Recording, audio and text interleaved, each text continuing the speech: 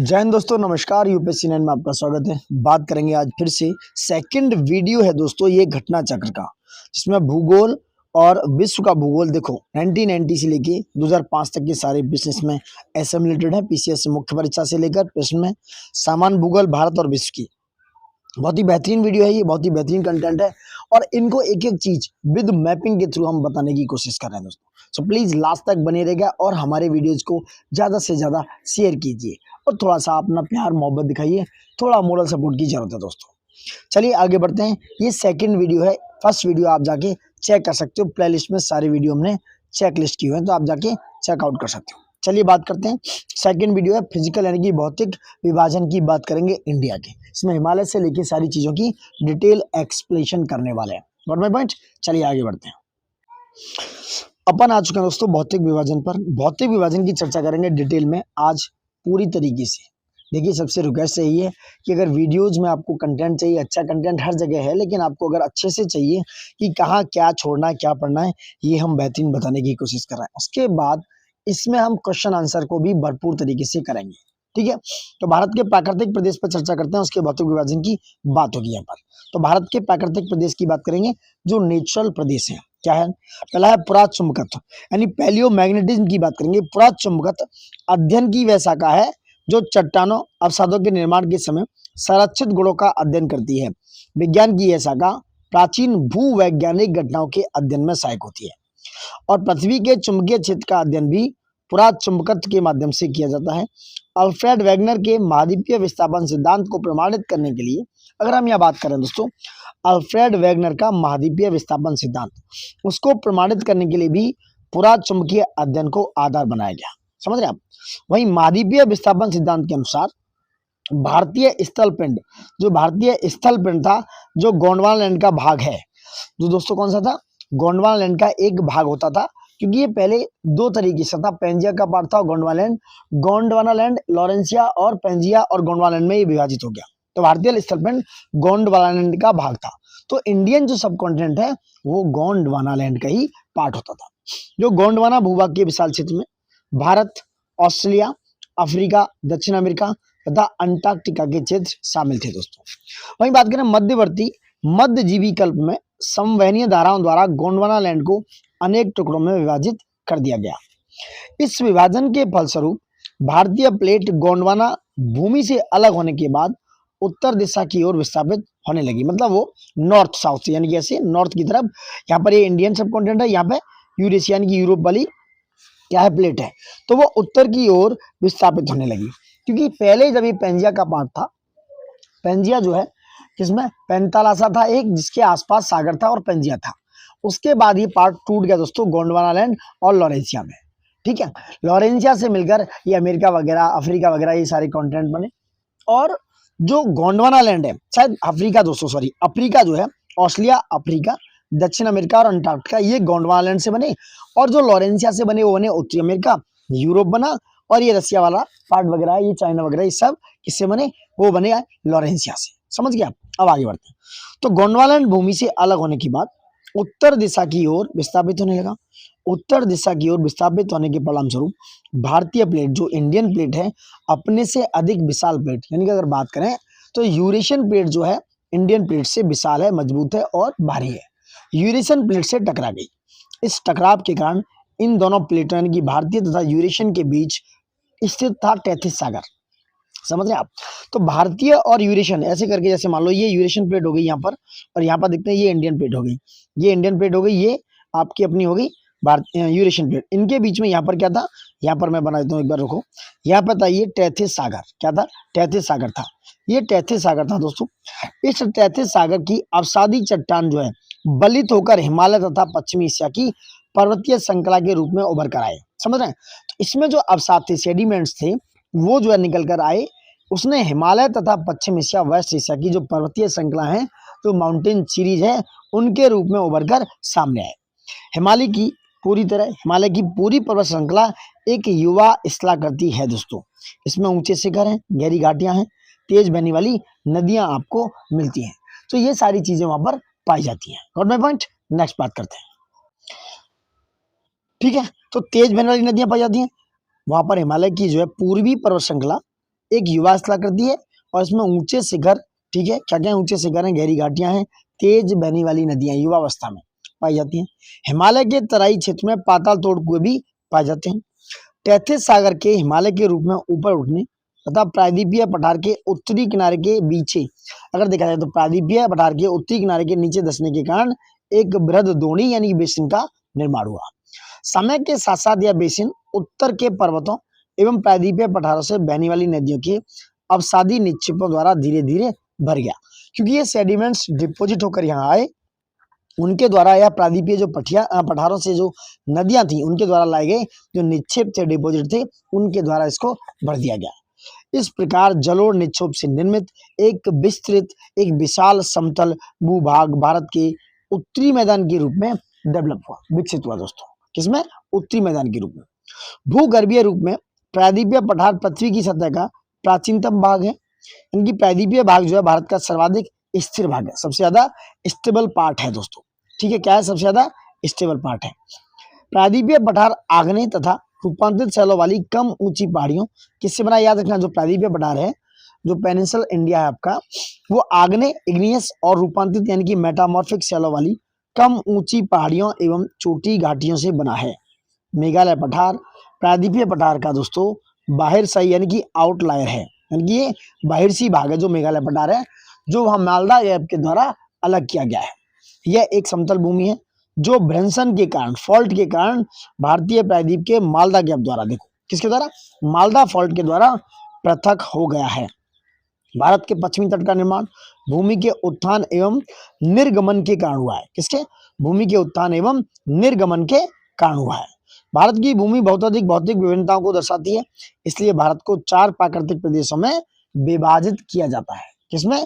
4 प्राकृतिक प्रदेशों में विभाजित किया जाता रहा है दोस्तों। ठीक है, नेक्स्ट बात करते हैं क्या है। तो भारत के 4 प्रदेश देखो, नंबर 1 है उत्तर का पर्वतीय क्षेत्र है, ठीक है, विशाल मैदान है, ठीक है, प्रायद्वीपीय पठार नंबर 3, और नंबर 4 है तट एवं द्वीप। इसके अतिरिक्त भारत को शैल स्तर क्रम, उच्चावच और विवर्तनिक प्रक्रमों के आधार पर 3 प्रमुख और 6 उपभौतिक भू आकृतिक यानी कि भू आकृतिक प्रदेशों में बांटा गया है। समझ रहे हैं? उत्तर का पर्वतीय क्षेत्र, विशाल मैदान, प्रायद्वीपीय पठार तथा तट एवं द्वीप। इसके अतिरिक्त भारत को शैल स्तर क्रम, उच्चावच और विवर्तनिक प्रक्रमों के आधार पर 3 प्रमुख और 6 उपभौतिक भू आकृतिक प्रदेशों में बांटा गया। भारत के भू आकृतिक प्रदेश देखिए, देखो ये पूर्वोत्तर हिमालय दोस्तों, ये वाला, ठीक है, नॉर्थ ईस्ट वाला, पूर्वोत्तर यानी कि नॉर्थ ईस्ट, सिंधु गंगा का मैदान बना हुआ है ये वाला इलाका, उत्तर का पर्वतीय क्षेत्र है, मरुस्थल का थार, जो थार इलाका है ये बता देते हैं, मरुस्थल क्षेत्र है जो थार डेजर्ट वाला, ये राजस्थान में यहाँ पर इस तरीके से, मध्य उच्च भूमि यहाँ पर पाई जाती है, दक्कन का पठार इसे बोला जाता है, यानी कि ये दक्कन का पठार है, ये पूर्वी तटीय मैदान है यहाँ से लेकर, देख सकते हो आप, ये पश्चिमी मैदान है यहाँ से लेकर, पश्चिमी तटीय मैदान, उसके बाद ये लक्षद्वीप समूह है, और ये अंडमान निकोबार द्वीप समूह है, ये वाले दोस्तों। ठीक है, ये इंडिया का पूरा प्राकृतिक विभाजन है। देखो यहाँ पर सब दे रखा है, उत्तर तथा उत्तर पूर्वी पर्वतमाला जो नॉर्थ ईस्ट में है, उत्तरी भारत का मैदान, भारतीय मरुस्थल, प्रायद्वीपीय पठार और तटीय मैदान और द्वीप समूह, ये सारी चीजें इंडिया के प्राकृतिक विभाजन में साथ देती हैं, यानी कि ये सपोर्ट करती है दोस्तों। ठीक है, चलिए अब बात करते हैं, इंपोर्टेंट है कुछ और, बहुत ही इंपोर्टेंट है। अब धारबाड़ क्रम की थोड़ा बड़ा कर ले, थोड़ा सा, एक मिनट, जो आपको अच्छे से देखिए। धारबाड़ क्रम की चट्टानों का निर्माण आर्कियन क्रम की चट्टानों के रूपांतरण, यानी बात यहाँ आती है कि सबसे पहले कौन सी चट्टान बनी, क्वेश्चन आया हुआ है, तो सबसे पहले आर्कियन क्रम की चट्टान बनी। आर्कियन क्रम की चट्टानों का रूपांतरण हुआ अथवा भ्रंशन हुआ दोस्तों, यानी कि उनके मेटामॉर्फिक प्रोसेस के बाद धारबाड़ क्रम की चट्टान बनकर आई। AD मतलब आर्कियन के बाद धारबाड़, तो धारबाड़ क्रम की चट्टानों का निर्माण आर्कियन क्रम की चट्टानों के रूपांतरण अथवा भ्रंशन से हुआ। ये शिलाएं अत्यधिक धात्विक थी, मतलब इनमें बहुत सारे मेटल्स के गुण पाए गए, यानी मेटल्स पाए गए, यानी इसमें धातुएं थी, जिनमें अगर हम बात करें सोना था, लोहा था, मैग्नीज, अब्रक, कोबाल्ट, क्रोमियम, तांबा, टंगस्टन, सीसा आदि खनिज प्राप्त होते थे। ठीक है, वहीं कोडप्पा क्रम की चट्टानों में बात करें, अब बात करते हैं दोस्तों धारबाड़ क्रम की बात आती है कोडप्पा। ठीक है, धारबाड़ कहाँ पर है, तो धारबाड़ ये कहाँ पर है, मध्य प्रदेश वाला इलाका है, मध्य मैदान वाला इलाका है। उसके बाद आती है कोडप्पा, तो कोडप्पा क्रम की चट्टानों का निर्माण धारबाड़ क्रम की चट्टानों के बीच हुआ। समझ रहे हैं, पहले आर्कियन आई, फिर धारबाड़ आई, फिर कोडप्पा, तो कोडप्पा क्रम की चट्टानों का निर्माण धारबाड़ क्रम की चट्टानों के बाद हुआ। वहीं विंध्यन क्रम की चट्टानों का निर्माण दोस्तों कोडप्पा क्रम की चट्टानों के बाद हुआ। मतलब कोडप्पा के बाद आगे विंध्यन, ए टी फिर उसके बाद के वी। ठीक है, तो किसका, विंध्यन क्रम की, जो विंध्यन वाला इलाका है, मध्य भारत का इलाका है, उस क्रम की चट्टानों का निर्माण कोडप्पा क्रम की चट्टानों के बाद हुआ। और इन विंध्यन, जो विंध्यन है सॉरी, इनमें चूने का पत्थर पाया गया, बलुआ पत्थर आप देख रहे होंगे, जो बलुआ पत्थर है जहाँ पर बहुत सारी चीजें बनी होती हैं, लाल किला भी उसी पत्थर से बना है, चीनी मिट्टी जैसी चीजें तथा वर्ण मिट्टी प्राप्त होती है इन धारवाड़ क्रम की सॉरी इन विंध्यन क्रम की चट्टानों में। विंध्यन क्रम की चट्टानों के काफी समय बाद दोस्तों गोंडवाना क्रमों की चट्टानों का निर्माण हुआ। मतलब अगर लास्ट में बात करें तो गोंडवाना क्रम की चट्टान आ चुकी थी। ये क्वेश्चन क्रोनोलॉजी में आ चुका है, तो प्लीज मिस मत करना। सबसे रिक्वेस्ट है लाइक शेयर सब्सक्राइब ज्यादा से ज्यादा करते रहिए। तो पहले आर्कियन, फिर धारवाड़, फिर कोडप्पा, फिर विंध्यन, फिर गोंडवाना। तो गोंडवाना क्रम की चट्टानों का निर्माण विंध्यन क्रम की चट्टानों के बाद, विंध्यन क्रम की रूपांतरण बेंसन डिपोजिशन के बाद, विंध्यन क्रम की चट्टानों के बाद हुआ गोंडवाना का। ठीक है, भारत का अधिकांश कोयला, अगर हम अपने अधिकांश मैक्सिमम कोयले की बात करें तो वो गोंडवाना क्षेत्र से ही प्राप्त होता है। कहां से, गोंडवाना से। इस क्षेत्र का कोयला उच्च श्रेणी का होता है जहां सर्वाधिक यानी मैक्सिमम बिटुमिनस कोयले की प्राप्ति होती है। समझ रहे आप, तो ये जो कोयला है इस उच्च श्रेणी का होता है, यहाँ सर्वाधिक बिटुमिनस कोयले की प्राप्ति होती है और इसमें सल्फर की मात्रा न्यून होती है। तो इस कोयले में सल्फर की मात्रा न्यून होती है और सबसे ज्यादा अच्छा कोयला माना जाता है बिटुमिनस कोयला। जिस कोयले में सल्फर की मात्रा न्यून होगी वो सर्वाधिक जलेगा, उसकी कैलोरी जो माप होगी, सर्वाधिक कैलोरीफिक वैल्यू सबसे ज्यादा होगी। ठीक है, नेक्स्ट बात करते हैं क्या है। ठीक है, तो भारत से उपबंध जो है पुरा चुंबकीय परिणामों, जो कैसे हैं, पुरा चुंबकीय परिणामों से संकेत मिलते हैं कि भूतकाल में भारतीय स्थल पिंड सरका, दोस्तों जिसकी चर्चा हो रही है कहां पर, उत्तर की ओर, नॉर्थ की ओर सरका, ये चर्चा भरपूर हुई है। तो ये उत्तर की ओर सरका है, इस पर चर्चा हुई है। नेक्स्ट बात करते हैं क्या है, नेक्स्ट चर्चा करेंगे क्या है, क्वेश्चन नंबर उस पर आते हैं। देखो इसका एक्सप्लेनेशन देख लेते हैं दोस्तों, बहुत ही इंपोर्टेंट है। ठीक है, इसको मिस मत करना। क्या है, महाद्वीपीय विस्थापन सिद्धांत के अनुसार भारतीय स्थलपिंड गोंडवाना लैंड का भाग था। किसका, गोंडवाना लैंड का भाग था। गोंडवाना लैंड में दक्षिण अमेरिका, अफ्रीका, अंटार्कटिका और ऑस्ट्रेलिया और भारत एक ही स्थलपिंड के रूप में जुड़े थे। वहीं मध्यवर्ती मध्यजीवी जो कल्प है उसमें गोंडवाना लैंड के विशाल भूखंड का खंडन हुआ, जिसमें भारतीय स्थलपिंड उत्तर की ओर विस्थापित हो गया। नेक्स्ट बात करते हैं, भारतीय उपमहाद्वीप मूलतः एक विशाल भूखंड का भाग था जिसे कहते हैं गोंडवाना लैंड। ठीक है, आईएएस में आया क्वेश्चन है, देख सकते हैं आप।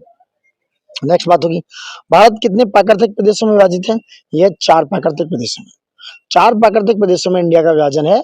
नंबर 1 उत्तर का पर्वतीय क्षेत्र जो उत्तर में है, उसके बाद विशाल मैदान, प्रायद्वीपीय पठार तथा तट एवं द्वीप। भारत को 6 उपभौतिक भू आकृतिक प्रदेशों में बांटा गया है। ये 6 उपभौतिक यानी कि सब पार्ट हैं उसके। नेक्स्ट बात करते हैं, क्वेश्चन नंबर 4 क्या है, उत्तराखंड के किस भाग में पाताल तोड़ कुएं पाए जाते हैं, ये तराई भाग में। पाताल तोड़ कुएं ऐसे प्राकृतिक जल के सोर्स होते हैं जो धरातल से स्वतः ऊपर प्रकट होते हैं तथा सतह पर जल निकलता रहता है, उनका जो सरफेस है वहां पर जल निकलता रहता है, परंतु जल सोर्स जो है पाताल तोड़ कुएं में अंतर होता है। प्रथम में जो जल सोर्स है यानी कि जल सोर्स तथा जो पाताल तोड़ कुएं है, प्रथम में जल स्वतः ऊपर आ जाता है, परंतु दूसरे के लिए यानी कि पाताल तोड़ कूप में मनुष्य को धरातली सतह पर पहले कुआं खोदना पड़ता है और बाद में जल स्वतः निकलने लगता है। पाताल तोड़ कुएं भारत में तराई क्षेत्र में पाए जाते हैं। नेक्स्ट बात करते हैं क्या है, भारत में भू आकारों की रचना के संबंध में आपको निम्नलिखित कथनों पर मनन करना है। नंबर 1, संरचनात्मक दृष्टि से मेघालय पठार दक्षिण पठार का ही विस्तारित भाग है, नहीं, देख सकते हो ये प्रायद्वीपीय पठार का ही क्या है, विस्तारित भाग है। तो संरचना यानी कि स्ट्रक्चरल दृष्टि से, संरचनात्मक दृष्टि से मेघालय पठार दक्षिण पठार का ही भाग है।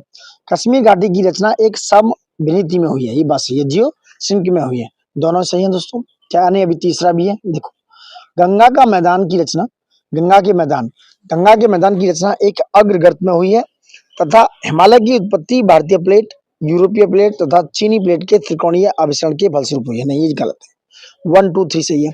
जो हिमालय की उत्पत्ति है दोस्तों वो सिर्फ चीनी प्लेट, यूरोपीय प्लेट और भारतीय प्लेट के किससे, आविष्करण से, कन्वर्जेंस से हुई है, ये याद रखना। देखो मेघालय पठार प्रायद्वीपीय पठार जो कि दक्कन पठार का ही भाग है, दक्कन पठार भी है उसमें, प्रायद्वीपीय पठार का ही हिस्सा है, कौन, दक्कन पठार। तो मेघालय पठार प्रायद्वीपीय पठार का बाहर सही यानी कि आउटलायर है, यह एक समतल भूमि है जो भ्रंशन के कारण भारतीय प्रायद्वीप से मालदा गैप द्वारा पृथक हो गया है। कथन एक सही हो गया। कश्मीर घाटी की रचना हिमालय की समविनीति में हुई है, अतः कथन दो सही हो गया।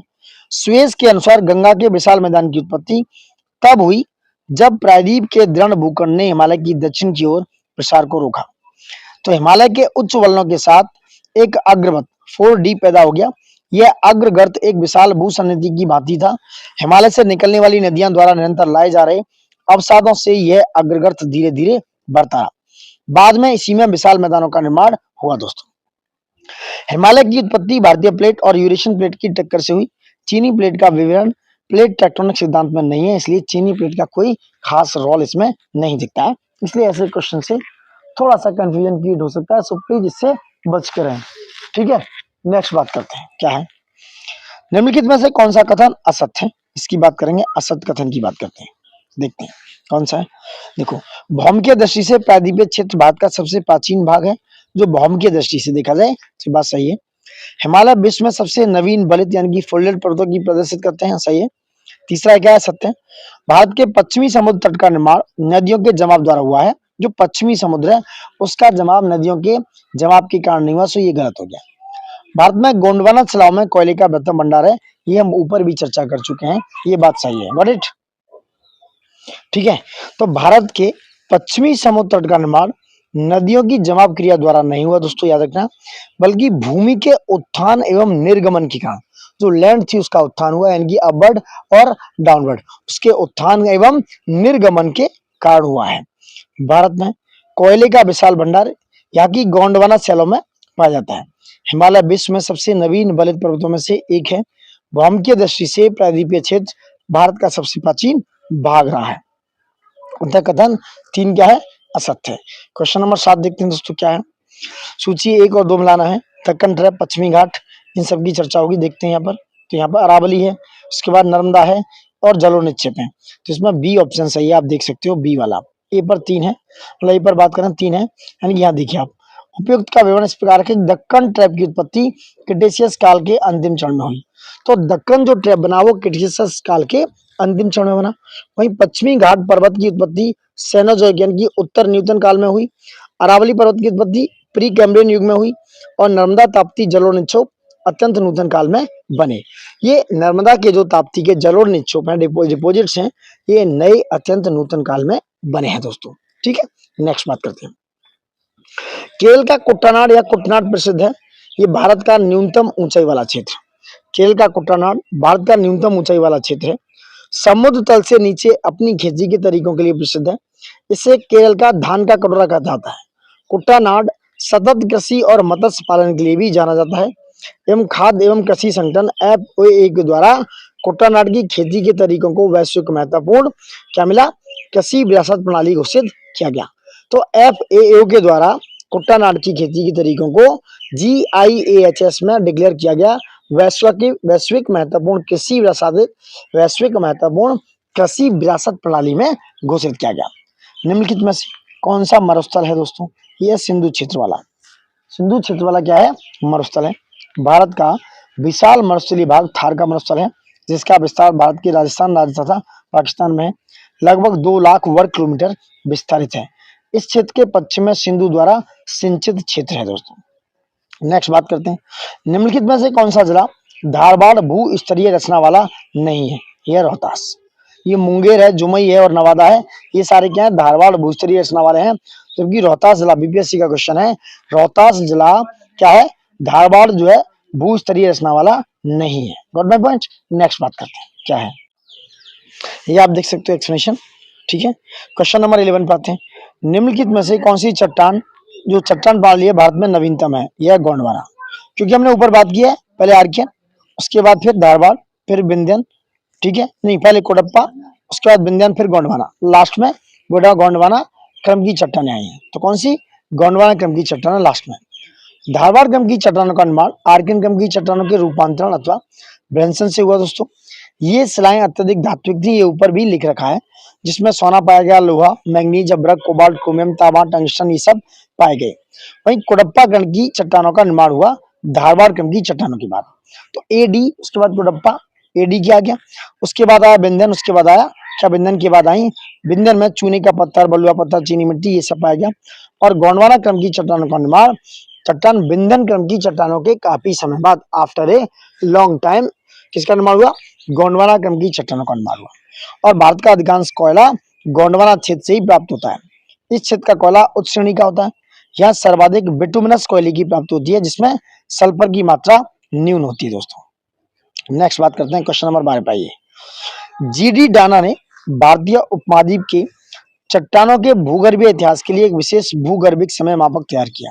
ठीक है, भूगर्भिक समय मापक के अनुसार भारतीय चट्टानों को आर्कियन, पौराणिक, द्रविडियन तथा आर्यन युग में विभाजित किया गया। पहला वाला असत्य, दूसरा सत्य, so D is your answer. Chhattisgarh में आया क्वेश्चन है, देख सकते हैं। बात करते हैं गंगा के मैदान को दोस्तों एक रूप में वर्णित किया जाता है, जियोसिंक्लाइन या पेनीप्लेन कहते हैं, इनको कहते हैं दोस्तों जियोसिंक्लाइन। तो जो गंगा के मैदान है, जो गंगा के मैदान है उनको जियोसिंक्लाइन या भू अवनति गर्त के रूप में वर्णित किया गया है। और इसका निर्माण मुख्य रूप से हिमालय पर्वतमाला जो निर्माण है उस प्रक्रिया के तीसरे चरण में हुआ, क्योंकि हिमालय बन रहा था, उन्हीं के डिपोजिट्स या नदियों के द्वारा लाए गए जो सेडिमेंट से उसके द्वारा इस गंगा के मैदान का या भू अवनति गर्त के द्वारा इनके रूप में वर्णित किया गया। और इसी हिमालय पर्वतमाला निर्माण में, इसी प्रक्रिया में तीसरे चरण में, इस प्रक्रिया के तीसरे चरण में इसका निर्माण हुआ दोस्तों। अब बात करते हैं उत्तर का पर्वतीय प्रदेश। क्या है उत्तर का पर्वतीय प्रदेश, इसकी चर्चा करेंगे। भारत की उत्तरी सीमा पर विस्तृत हिमालय भूगर्भीय रूप से युवा एवं बनावट के दृष्टिकोण से नवीन वलित पर्वत श्रृंखला है। कैसा, ये नवीन वलित पर्वत श्रृंखला है। ये पर्वत श्रृंखलाएं पश्चिम पूर्व दिशा में सिंधु से लेकर ब्रह्मपुत्र तक फैली हैं। यहाँ पर अगर देखा जाए पश्चिम से, वेस्ट से ईस्ट में, पश्चिम से पूर्व दिशा में सिंधु से लेकर ब्रह्मपुत्र तक फैली हैं।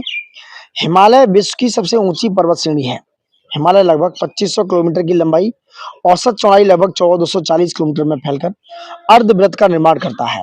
इसकी चौड़ाई कश्मीर में 400 किलोमीटर एवं अरुणाचल प्रदेश में 150 किलोमीटर है। यानी कि कश्मीर में 400 और अरुणाचल प्रदेश में 150 किलोमीटर है। भारत के प्रमुख हिमालयी राज्य यानी कि केंद्र शासित प्रदेश जम्मू कश्मीर, लद्दाख, हिमाचल प्रदेश, उत्तराखंड, सिक्किम, अरुणाचल प्रदेश, मेघालय, नागालैंड, मणिपुर, मिजोरम और त्रिपुरा हैं। इनके अलावा असम और पश्चिम बंगाल के पहाड़ी क्षेत्र भी इसके अंतर्गत आते हैं। हिमालय के पश्चिमी भाग की अपेक्षा पूर्वी भाग की ऊंचाई में अधिक विविधता पाई जाती है। हिमालय को निर्माण की आयु के आधार पर एवं वलयों की तीव्रता के आधार पर 4 समानांतर चलनात्मक क्षेत्रों में बांटा जा सकता है। तो हिमालय की निर्माण की उसकी एज के हिसाब से, आयु के आधार पर, और जो वलय है उसकी तीव्रता के आधार पर 4 समानांतर संरचनात्मक क्षेत्रों में बांटा जा सकता है। नंबर 1 है ट्रांस हिमालय, तिब्बत का क्षेत्र। नंबर 2 है बृहद हिमालय, मान हिमालय। नंबर 3 है लघु हिमालय, मध्य हिमालय। नंबर 4 है बाह्य है उप हिमालय, शिवालिक हिमालय। ये 4 क्षेत्रों में इसको बांटा जाएगा। नेक्स्ट बात करते हैं क्या है। हिमालय का उपयुक्त अनुदैर्ध्य लॉन्गिट्यूडनल विभाजन उत्तर से दक्षिण क्रम में, कैसे, नॉर्थ से साउथ दोस्तों, इस इलाके में उत्तर से दक्षिण क्रम में है। गॉट इट, ठीक है। तो ट्रांस हिमालय का समझ रहे आप, हिमालय का जो उपयुक्त अनुदैर्ध्य लॉन्गिट्यूडनल विभाजन है उत्तर से दक्षिण में, नॉर्थ से साउथ। ट्रांस हिमालय का अंतिम रूप से उत्थान क्रीटेशियस या टर्सरी काल तक हुआ था। इस प्रकार यह हिमालय की सबसे प्राचीन श्रेणी है और हिमालय की अन्य श्रेणियों का उत्थान टर्सरी काल के विभिन्न युगों में हुआ है, जिसमें बृहद हिमालय या मान हिमालय या हिमालय की दूसरी प्राचीन श्रेणी है, जिसका निर्माण ओलिगोसीन युग 25 से 40 मिलियन वर्ष पूर्व हुआ है। इसके पश्चात लघु हिमालय श्रेणी का निर्माण मध्य मायोसीन युग यानी कि 14 मिलियन वर्ष पूर्व हुआ, तथा शिवालिक सबसे नवीन या बलित पर्वत श्रेणी है, उसका निर्माण प्लायोसीन युग 5 से 1.7 मिलियन वर्ष पूर्व में हुआ था। समझ रहे आप, ये सारी चीजें इसमें आपको देखने को मिलेंगी दोस्तों, पूरा आपका डिटेल देख सकते हो इसके बारे में। शिवालिक में हो गया सबसे नवीनतम श्रेणी मानी गई और इसका निर्माण प्लायोसीन युग यानी कि 5 से 1.7 मिलियन वर्ष पूर्व में हो चुका था। गॉट इट, नेक्स्ट बात करते हैं। हिमालय के उत्तरी भाग में दोस्तों क्या हुआ, उत्तरी भाग में स्थित श्रृंखला को महान या आंतरिक हिमालय या हिमाद्री कहते हैं। यहाँ पे मैं दिखाऊंगा, अभी पहले पढ़ लो एक बार। हिमालय का जो उत्तरी भाग है उसमें है महान या ग्रेट हिमालय, उसे हिमाद्री कहते हैं। गॉट इट, ठीक है। तो महान या आंतरिक हिमालय या हिमाद्री कहा गया। यह दोस्तों सबसे अधिक सतत मतलब सस्टेन श्रृंखला है, मतलब कहने का मतलब है ये बहुत ही ज्यादा सस्टेनेबल है, इसको इजीली यहाँ एक तरीके से तोड़ फोड़ नहीं होती, एक तरीके से ऐसा इतना सस्टेन है कि बहुत ज्यादा सस्टेन है ये श्रृंखला, जिसमें लगभग 6000 मीटर की औसत ऊंचाई वाले, सस्टेन से मतलब यहाँ ये भी है लैंडस्लाइड्स का ना होना कम होता है, क्योंकि यहाँ जो पत्थर है या जो माउंटेन्स है वो मजबूत है, स्ट्रॉन्ग है, और जिसमें लगभग 6000 मीटर की औसत ऊंचाई वाले सर्वाधिक ऊंचे शिखर है। ये क्वेश्चन आया हुआ है, तो जो महान हिमालय या आंतरिक हिमालय इसकी बात कर रहे हैं, हिमाद्री की बात कर रहे हैं, वहां पर सर्वाधिक ऊंचे शिखर हैं और 6000 मीटर की औसत ऊंचाई पाई जाती है। अब यहाँ पे एक बार मैप देख लो पूरा, उत्तर का पर्वतीय प्रदेश का ये मैप है दोस्तों, उत्तर के पर्वतीय प्रदेश का, ठीक है, उसकी चर्चा करते हैं। पूरा मैप देखिए, ये कुनलुन पर्वत है, ये पामीर की घाट है जहां से निकले हुए हैं, ये हिंदू कुश है, ठीक है, हिंदू कुश है। वहीं जो श्रेणी की बात करें तो सबसे ज्यादा उत्तर में, नॉर्थ में बात करें तो काराकोरम है दोस्तों, और ये कहां पर है, ये ट्रांस हिमालय में पड़ती है। काराकोरम, लद्दाख और जास्कर जो है कहां पर है, ये ट्रांस हिमालय में पड़ती है। जास्कर को जेड से लिख दो, चाहे जे से लिख दो, जास्कर। तो ये कहां पर पड़ती है, ये नॉर्थ से साउथ का है इनका हिसाब किताब, और ये पड़ती है दोस्तों ट्रांस हिमालय में। काराकोरम, लद्दाख और जास्कर, और पीर पंजाल और शिवालिक श्रेणी पड़ती है, नीचे आ गई है जम्मू कश्मीर और हिमाचल। इधर कैलाश पर्वत जो है ये भी ट्रांस हिमालय के ही पार्ट है। मानसरोवर झील भी यहाँ पर है, गुरला मानता है, और एवरेस्ट, कंचनजंगा, ये सब। और एक और बात करें, इसी काराकोरम श्रेणी में, इसी श्रेणी में पड़ता है यहाँ पर कौन सा, हमारी केटू गॉडविन ऑस्टिन, जो इंडिया की पीओके में है फिलहाल, जो इंडिया की सबसे ऊंची चोटी है आफ्टर एवरेस्ट, एवरेस्ट के बाद सबसे ऊंची चोटी केटू गॉडविन ऑस्टिन है। वहीं राकापोसी की बात करें, ये लद्दाख श्रेणी में पड़ती है। राकापोसी दोस्तों लद्दाख श्रेणी में पड़ती है, और ये सबसे स्टीप, मतलब सबसे ज्यादा स्टीप वाइड श्रेणी है राकापोसी, समझ रहे आप, राकापोसी सबसे स्टीप वाइड श्रेणी है। नंगा पर्वत, ये भी नंगा पर्वत कहां पर है, ये भी लद्दाख श्रेणी के आसपास पड़ता है दोस्तों, उसके पश्चिम में, ठीक है। राकापोसी हो गया, नंगा पर्वत हो गया, यहाँ देख सकते हो कंचनजंगा है, यहाँ पर डफला, मिसमी, नामचा वर्मा, ये सब किसमें, ग्रेट हिमालय का ही पार्ट है, ये सारी पीढ़ियां। गारो खसिया जयंती की बात करें, यहाँ पर ये पटकाई है, यहाँ पर नागा पहाड़ी है, और ये मिजो पहाड़ी है। एक एक करके इनकी चर्चा करेंगे, आप देखते हैं। ये मैंने आपको मैप समझा दिया, आप देख सकते हो। अब इससे बात करते हैं क्या होगा दोस्तों, चलिए। महान हिमालय में दोस्तों, जो महान हिमालय, ग्रेट हिमालय, उसमें स्थित है एवरेस्ट, विश्व की सबसे सर्वोच्च चोटी है। जो एवरेस्ट है कहां पर है, नेपाल में पड़ती है। नेपाल की सबसे ऊंची चोटी है, जो इंडिया और नेपाल के बॉर्डर पर है, यह नेपाल और तिब्बत की सीमा पर स्थित है। कंचनजंगा हिमालय पर्वत श्रृंखला में स्थित विश्व की तीसरी सबसे छोटी जोड़ी है। कौन सी, तीसरी सबसे ऊंची चोटी है कंचनजंगा, जो हिमालय पर्वत श्रृंखला में स्थित है। वहीं बात करें, यह पूर्व में तीसा नदी और पश्चिम में तामो नदी के बीच स्थित है। तो बात करें इसके पूर्व में दोस्तों, ऐसे अगर मैप बनाएं तो इसके पूर्व यानी कि ईस्ट में तीसा नदी पड़ती है, इसके कंचनजंगा के जो सिक्किम के इलाके में, सिक्किम और इसके भूटान और नेपाल वाले बॉर्डर पर है, ये समझ रहे हैं। और इसके पश्चिम में यहाँ पर कौन सी नदी है, तामुर, वहां पर तामुर नदी पड़ती है दोस्तों, ठीक है, कौन सी, तामुर नदी पड़ती है। कंचनजंगा पूर्वी नेपाल और भारत के सिक्किम राज्य की सीमा पर स्थित है। वहीं अन्नपूर्णा चोटी की स्थिति उत्तर मध्य नेपाल में है। वहीं धौलागिरी चोटी भी नेपाल के मध्य में स्थित है। कौन सी, धौलागिरी चोटी, और अन्नपूर्णा चोटी ये भी उत्तर मध्य नेपाल में स्थित है, यानी कि नेपाल में ही पड़ती है। महान हिमालय की वलय की प्रकृति दोस्तों असममित है। कैसी है, असममित है, यानी सिमेट्रिक है। हिमालय के इस भाग का क्रोड, जो क्रोड है वो ग्रेनाइट का बना है, और यह श्रृंखला हमेशा बर्फ से ढकी रहती है। इसमें बहुत सी हिमानियों का प्रभाव होता है, बहुत सारे ग्लेशियर्स हैं, इसलिए हिमालय से निकलने वाली नदियां सतत बहानी है, यानी ऑलवेज बहती रहती है। महान हिमालय के दक्षिण में स्थित श्रृंखला को लघु हिमालय या मध्य हिमालय कहा जाता है। इसका निर्माण दोस्तों मुख्यतः अत्यधिक संपीड़ित यानी कि सप्रेस तथा परिवर्तित शैलों से हुआ है, और इनकी ऊंचाई 3700 मीटर से 4500 मीटर के बीच है दोस्तों, तथा चौड़ाई जो है 80 से 60 किलोमीटर, यानी इनकी ऊंचाई की बात करें 3700 मीटर से 4500 मीटर के बीच है। वहीं चौड़ाई की बात करें 60 से 80 किलोमीटर के मध्य में है। वहीं मध्य हिमालय में पीर पंजाल श्रृंखला सबसे लंबी है। मध्य हिमालय, मिडिल हिमालय में, लघु हिमालय में बात करें तो वहां पर पीर पंजाल श्रृंखला सबसे लंबी है दोस्तों। धौलाधर एवं महाभारत श्रृंखलाएं भी महत्वपूर्ण है। इसी श्रृंखला में कश्मीर की घाटी तथा हिमालय के कांगड़ा एवं कल्लू घाटियां स्थित हैं। इसमें पीर पंजाल में हिमालय की सबसे भारी श्रृंखला को शिवालिक कहा जाता है, और इनकी चौड़ाई 10 से 50 किलोमीटर है, तथा यहाँ इसकी ऊंचाई जो पेड़ हैं जो पाए जाते हैं 900 से 1100 मीटर की ऊंचाई के ऊपर तक पेड़ पाए जाते हैं। यह श्रृंखलाएं दोस्तों उत्तर में स्थित मुख्य हिमालय की श्रृंखलाओं में से नदियों द्वारा लाई गई असंपीड़ित अवसादों से बनी है। याद रखना, किसे? जो असंपीड़ित अवसाद है, सेडिमेंट्स हैं, उसके द्वारा लाए गए उनसे बनी है। निम्न हिमालय जो है लघु हिमालय तथा शिवालिक के बीच में स्थित लंबवत घाटी को दून के नाम से जाना जाता है। जैसे कौन कौन से दून है इसकी चर्चा करते हैं। तो लंबवत घाटी को दून के नाम से जानते हैं। कुछ दून है जैसे देहरादून, कोटली दून व पाटली दून। शिवालिक क्षेत्र में गिरपत यानी कि फुटिल क्षेत्र में पश्चिम में सिंधु से पूर्व में तीस्ता के बीच फैले समतल मैदान को भाबर कहा जाता है और यह सामान्यतः 8 से 16 किलोमीटर चौड़ी हिमालयी नदियों द्वारा अचानक ढाल भंग होने के कारण शिवालिक अग्र क्षेत्र में की गई कंकड़ और बजरी के द्वारा लाए गए जमाव की निर्मित हुआ है दोस्तों। जो कंकड़ और बजरी है उसके द्वारा लाए गए जमावों से निर्मित मेखला है। समझ रहे आप? कंकड़ और बजरी की सरंध्रता इतनी है, मतलब उसमें सरंध्रता से मतलब है कि पानी का आसानी से निकल जाना और भी चीजों का इजी गोइंग चले जाना। कंकड़ और बजरी की सरंध्रता इतनी अधिक होती है कि समूची नदी इसमें लुप्त हो जाती है और धरातल पर केवल सूखी घाटी ही दिखाई पड़ती है। भाबर मैदान की चौड़ाई पूर्व में कम, यानी कि जो भाबर मैदान की बात करें तो वो पूर्व में कम होती है, ईस्ट में कम तथा पश्चिम भाग में अधिक पाई जाती है। भाबर के दक्षिण में 15 से 30 किलोमीटर चौड़ी दलदली क्षेत्र फैला हुआ है जिसे तराई कहते हैं। महान हिमालय के उत्तर में ट्रांस हिमालय स्थित है और पामीर की गांठ की बात करें जो भी तिब्बत में या ट्रांस हिमालय में ही स्थित है। काराकोरम, लद्दाख और जास्कर पर्वत श्रेणियां ट्रांस हिमालय का ही भाग है, जो मैंने आपको यहाँ पर समझाया था। तो काराकोरम हो गया, लद्दाख हो गया, जास्कर, ये पर्वत श्रेणियां ट्रांस हिमालय का ही पार्ट है मेरे भाइयों। ठीक है। हिंदू धर्म का जो पवित्र स्थल है कैलाश पर्वत, ये भी ट्रांस हिमालय पर्वत का ही भाग है। ये वाला जो कैलाश है, ये कैलाश पर्वत भी इसी ट्रांस हिमालय का पार्ट है। हिंदू धर्म का सबसे तीर्थ स्थल, सबसे पवित्र तीर्थ स्थल कैलाश पर्वत, जहाँ शंकर जी का निवास है, भोले जी का निवास स्थान, हमारे महाकाल का निवास स्थान पाया जाता है दोस्तों। सबसे रिक्वेस्ट है इसी बात पर दोस्तों, लाइक शेयर सब्सक्राइब ज्यादा से ज्यादा कीजिए, जिससे थोड़ा सा हमें आपका मोरल सपोर्ट और प्यार मिलता है।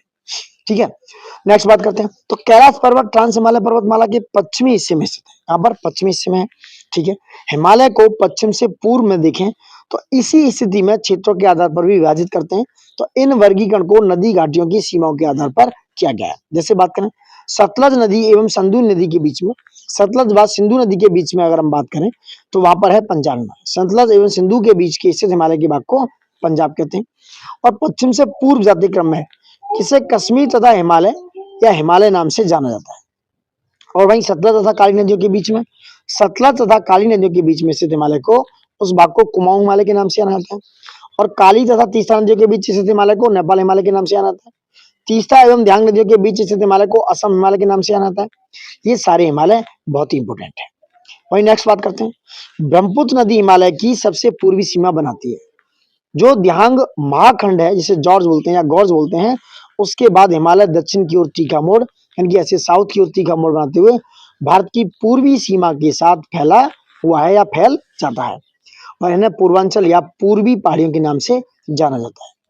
ये पहाड़ियां उत्तर पूर्वी राज्यों से होकर गुजरती हैं।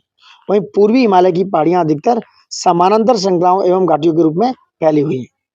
पूर्वांचल में बात करें पटकाई होगी, नागा, मिजो तथा मणिपुर पहाड़ियां शामिल हैं दोस्तों। भारत के लिए हिमालय का बड़ा महत्व है। यदि हिमालय पर्वत श्रेणियां नहीं होती तो भारत के अधिकांश भाग में साइबेरिया से आने वाली शीत लहरों का अनुभव होता। वहीं सिंधु गंगा मैदान इतनी सुव्यवस्थित जलोढ़ मृदा से वंचित होता तथा मानसून का प्रतिरूप वर्तमान प्रतिरूप से भिन्न होता, क्योंकि साइबेरिया से आने वाली ठंडी हवाएं इंडिया को पूरी तरीके से ठंड में प्रभावित कर देती। वहीं हिमालय पर्वत मानसून पवनों को रोककर उपमहाद्वीप में वर्षा का कारण बनता है। साथ ही हिमालय क्षेत्र से प्रभावित होने वाली सिंधु गंगा एवं उनकी सहायक नदियां अपरदन एवं निक्षेपण के द्वारा जलोढ़ मैदान का निर्माण करती हैं। वहीं बात करते हैं दोस्तों, अटल टनल जो है 9.02 किलोमीटर लंबी अटल टनल हिमालय के पूर्वी पीर पंजाल श्रृंखला में स्थित है। कहां पर है ये अटल टनल? जो रोहतांग नंगे से नीचे है, रोहतांग पास के नीचे है, वो 9.02 किलोमीटर लंबी अटल टनल हिमालय के पूर्वी पीर पंजाल श्रृंखला में स्थित है। यह पूरे वर्ष मनाली को लाहौल स्पीति घाटी से जोड़कर रखती है, क्योंकि रोहतांग से आगे लाहौल स्पीति घाटी पड़ती है। इसका निर्माण सीमा सड़क संगठन यानी कि BRO द्वारा किया गया तथा यह भारत के लिए सामरिक दृष्टि से बहुत ही महत्वपूर्ण है। वर्ष 2002 में तत्कालीन प्रधानमंत्री अटल बिहारी वाजपेयी जी ने इस टनल की पहुंच सड़क की आधारशिला रखी तथा 3 अक्टूबर 2020 को रोहतांग में, कहां पर, रोहतांग में दोस्तों, कहां पर, रोहतांग में, हिमाचल प्रदेश में, कहां पर, हिमाचल प्रदेश में प्रधानमंत्री नरेंद्र मोदी ने अटल टनल का उद्घाटन किया था। कब किया, ये पूछा जा सकता है 3 अक्टूबर 2020 को। Got my point. नेक्स्ट बात करते हैं।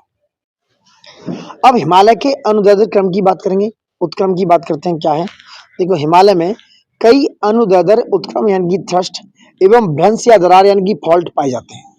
दक्षिण से उत्तर बढ़ने पर देखें, यानी कि अगर आप साउथ से ऐसे देखो, यहाँ साउथ से नॉर्थ की तरफ जा रहे हैं, साउथ से उत्तर की तरफ, नॉर्थ की तरफ जा रहे हैं, दक्षिण से उत्तर बढ़ने पर सबसे पहले आएगा मेन फ्रंटल थ्रस्ट, इंपोर्टेंट है। सबसे पहले पड़ेगा इसी क्रम में ऐसे करके देखो, तो यहाँ पर पड़ेगा मेन फ्रंटल थ्रस्ट, क्या है, thrust, MFT, main frontal thrust पड़ता है, जो MFT एवं MBT मेन बाउंड्री थ्रस्ट के मध्य उप हिमालयनी शिवालिक का विस्तार है। जो मेन फ्रंटल थ्रस्ट है MFT है एवं MBT है मेन बाउंड्री फॉल्ट के बीच के, यानी कि जो मध्य में है उप हिमालय शिवालिक का विस्तार है। वही MBT एवं MCT, जो MCT यानी कि मेन सेंट्रल थ्रस्ट के मध्य लघु हिमालय का विस्तार है।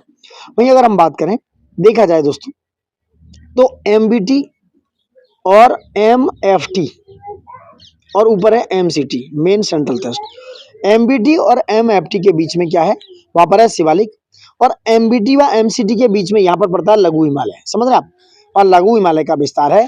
इसके ऊपर बृहद हिमालय जिसे CCZ सेंट्रल क्रिस्टलिक यानी कि क्रिस्टलाइन जोन भी कहा जाता है, उसका विस्तार है। MCT के ऊपर HHC यानी कि हायर हिमालय क्रिस्टलाइन है, इसके ऊपर MMCT के ऊपर पड़ेगा HHC। तिब्बत हिमालय तैथियन से THHC व STDS south Tibet detachment system के मध्य अवस्थित है। इसके उत्तर में सिंधु सांगपो शिखर क्षेत्र यानी ITCZ अवस्थित है। ITCZ के उत्तर में ट्रांस हिमालय दोस्तों, इसके उत्तर में ट्रांस हिमालय है। इन उत्क्रम क्षेत्रों की अवस्थिति एवं हिमालय जो है उसकी भौगोलिक संरचना के कारण यह भारत का सर्वाधिक सघनता वाला भूकंपीय क्षेत्र बन जाता है। इस क्षेत्र में प्लेटों के संचालन के कारण भूकंप प्रवण क्षेत्र है दोस्तों। क्या मुझे बताइए, हिमालय में वोल्केनो है, बताइए, क्या ज्वालामुखी है? नहीं दोस्तों, क्योंकि ज्वालामुखी क्रियाएं हिमालय में नहीं होती हैं। क्यों नहीं होती हैं, इसका कारण आप प्लीज कमेंट बॉक्स में जरूर दीजिएगा। चलिए बात करते हैं, अब क्वेश्चन आंसर फॉर्मेट में आ जाते हैं। क्या है, ठीक है, चलो बात करते हैं। निम्नलिखित वक्तव्य पर विचार करना है और सही उत्तर का चयन करना है आपको। हिमालय से निकलने वाली नदी, सभी नदियां सतत वाहिनी है, बिल्कुल सही है। हिमालय अपनी वर्षा का अधिकांश दक्षिण पश्चिम यानी कि साउथ वेस्ट मानसून से प्राप्त करता है, ये भी सही है। So B is your answer, but explanation सही नहीं है इसका। बात करें दोस्तों, हिमालय से निकलने वाली सभी नदियां जो है सतत वाहिनी है। इसका प्रमुख कारण इन नदियों के उद्गम सोर्स को हिमानियों में स्थित होना है। हिमालय अपनी वर्षा का अधिकांश भाग दक्षिण पश्चिम मानसून से ही प्राप्त करते हैं, अतः कथन व कारण दोनों सत्य हैं, परंतु कारण कथन का सही व्याख्या नहीं करता है। नेक्स्ट बात करते हैं, निम्नलिखित वक्तव्य पर विचार करना है। हिमालय से निकलने वाली नदियां सतत वाहिनी है।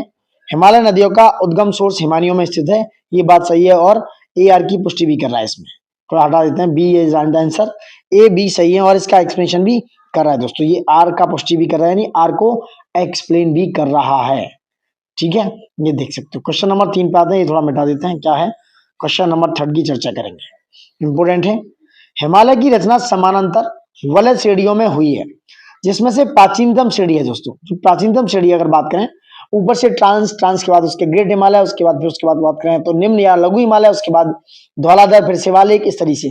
तो सबसे प्राचीनतम श्रेणी है इनमें, शिवालिक में, बृहद हिमालय में, तो सबसे बृहद हिमालय श्रेणी सबसे प्राचीनतम है दोस्तों। उपयुक्त विकल्पों के हिसाब से माने तो बृहद हिमालय सबसे प्राचीनतम श्रेणी यानी कि एलिगोसिन युग में करीब 25 से 40 मिलियन वर्ष पूर्व इसकी इस श्रेणी का क्या हुआ, विस्तार हुआ है। इस श्रेणी की बनावट देखने को मिली है।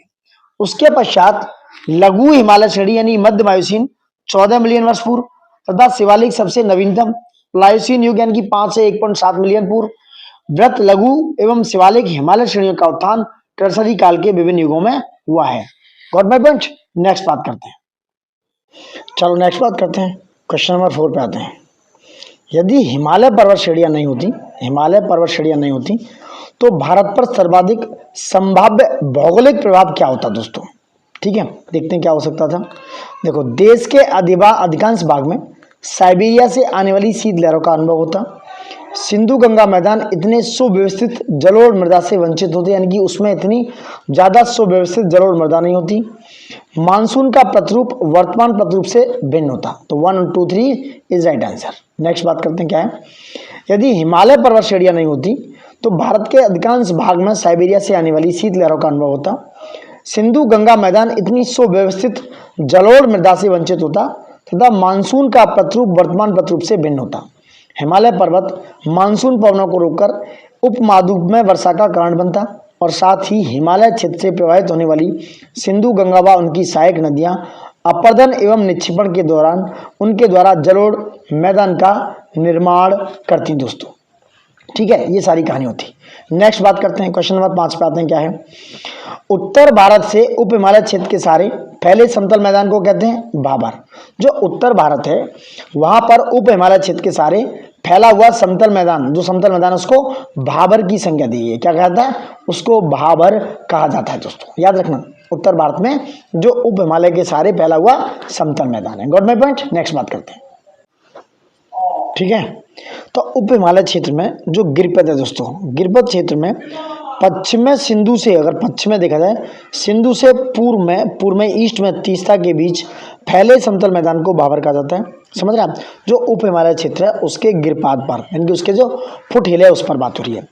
यह सामान्यतः 8 से 16 किलोमीटर चौड़ी हिमालयी नदियों द्वारा अचानक ढाल भंग होने के कारण शिवालिक के गिरपत क्षेत्र में की गई कंकड़ और बजरी के जमावों से निर्मित मेखला है। विकल्प डी सही उत्तर है। हिमालय का पर्वत पदीय प्रदेश है, क्या है, शिवालिक। हिमालय का पर्वत पदीय प्रदेश शिवालिक श्रेणी के दक्षिण भाग पर स्थित है। किस पर, दक्षिण भाग पर स्थित है। यह हिमालय की सबसे दक्षिण श्रेणियां हैं। शिवालिक के उत्तरी ढालों तथा लघु हिमालय के दक्षिणी ढालों के मध्य अनेक चौरस तल वाली संरचनात्मक घाटियां स्थित हैं। शिवालिक पहाड़ियां निम्नलिखित में से किसका हिस्सा है, हिमालय का। शिवालिक पहाड़ियां निम्नलिखित में से हिमालय का हिस्सा हैं। शिवालिक श्रेणी का निर्माण हुआ, ये हुआ सेनोजोइक युग में। शिवालिक या बाह्य हिमालय, उसका निर्माण आज से लगभग 5 से 1.7 मिलियन वर्ष पूर्व प्लायोसीन अर्थात सेनोजोइक युग में हुआ था। शिवालिक श्रेणियों की ऊंचाई कितनी है, ये हम पहले भी चर्चा कर चुके हैं। तो शिवालिक श्रेणियों की एप्रोक्स ऊंचाई है 900 से 1100 मीटर, याद रखना। उप हिमालय या शिवालिक श्रेणियों की बात करें, इसके दक्षिणी श्रेणी है जो है ये शिवालिक श्रेणी कहलाती है, हिमालय की सबसे साउथ वाली श्रेणी। इसमें 900 से 1100 मीटर की मध्य इसकी ऊंचाई है। हालांकि शिवालिक श्रेणियों की ऊंचाई में प्रादेशिक विभिन्नता भी पाई जाती है, ये याद रखना। Got it.